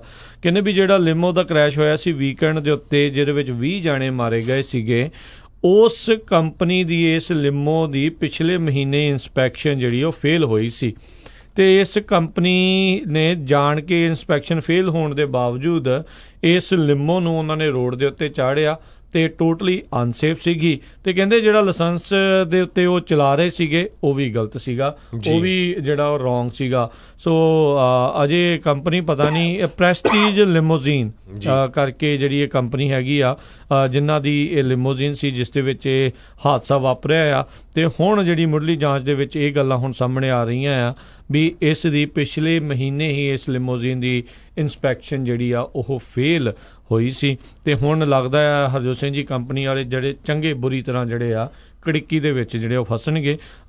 ਦੇਖੋ 20 ਜਾਣਿਆਂ ਦੀ ਜਾਨ ਵੀ ਜਿਹੜੀ ਆ ਇਹਦੇ ਕਰਕੇ ਚਲੇ ਗਈ ਜੀ। ਸੋ ਬਿਲਕੁਲ ਸਰੋਤਿਆਂ ਨੂੰ ਯਾਦ ਹੋਊਗਾ ਕੁਝ ਸਾਲ ਪਹਿਲਾਂ ਇੱਦਾਂ ਹੀ ਇੱਕ ਬੇ ਏਰੀਏ ਦੇ ਵਿੱਚ ਜਿਹੜਾ ਇੱਕ ਬਹੁਤ ਵੱਡਾ ਕ੍ਰੈਸ਼ ਹੋਇਆ ਸੀ ਲਿਮੋ ਦਾ, ਉਹਦੇ ਵੀ ਕਾਫੀ ਲੋਕਾਂ ਦੀ ਜਿਹੜੀ ਆ ਮੌਤ ਹੋਈ ਸੀਗੀ ਤੇ ਉਹਦੇ ਵੀ ਜਿਹੜੇ ਆ ਉਹਦੇ ਉੱਤੇ ਜਿਹੜਾ ਲਿਮੋ ਦੇ ਉੱਤੇ ਚਾਰਜਸ ਲੱਗੇ ਸੀ ਵੀ ਇਹ ਜਿਹੜੀ ਲਿਮੋ ਕੰਪਨੀ ਆ ਉਹਨਾਂ ਨੇ ਜਿਹੜਾ ਆ ਇੰਸਪੈਕਸ਼ਨ ਜਿਹੜੀ ਆ ਉਹਦੇ ਵਿੱਚ ਉਹ ਫੇਲ ਹੋਈ ਸੀ ਜੀ। ਤੇ ਹਰਜੋਤ ਸਿੰਘ ਜੀ, ਸਮਾਂ ਆਪਣੇ ਅੱਜ ਦੇ ਪ੍ਰੋਗਰਾਮ ਦਾ ਜਿਹੜਾ ਆ ਉਹ ਸਮਾਪਤ ਹੈ। ਮਿਲਾਂਗੇ ਆਪਾਂ ਆਪਣੇ ਸਾਰੇ ਹੀ ਸਰੋਤਿਆਂ ਨੂੰ ਅਗਲੀ ਵਾਰ। ਉਦੋਂ ਤੱਕ ਲਈ ਮੈਨੂੰ ਰਾਜਕਰਮੀਤ ਸਿੰਘ ਤੇ ਮੈਨੂੰ ਹਰਜੋਤ ਸਿੰਘ ਖਾਲਸਾ ਨੂੰ ਇਜਾਜ਼ਤ ਦਿਓ। ਸਾਡੇ ਦੋਨਾਂ ਵੱਲੋਂ ਪਿਆਰ ਸਤਿਕਾਰ ਸਨ ਕੀ ਜਹੀ ਸਤਿ ਸ੍ਰੀ ਅਕਾਲ। ਜਿੰਦੇ ਵਾਸਤੇ ਰਹੋ, ਹੱਸਦੇ ਖੇਲਦੇ ਰਹੋ, ਸੁਣਦੇ ਰਹੋ ਪੰਜਾਬੀ ਰੇਡੀਓ USA।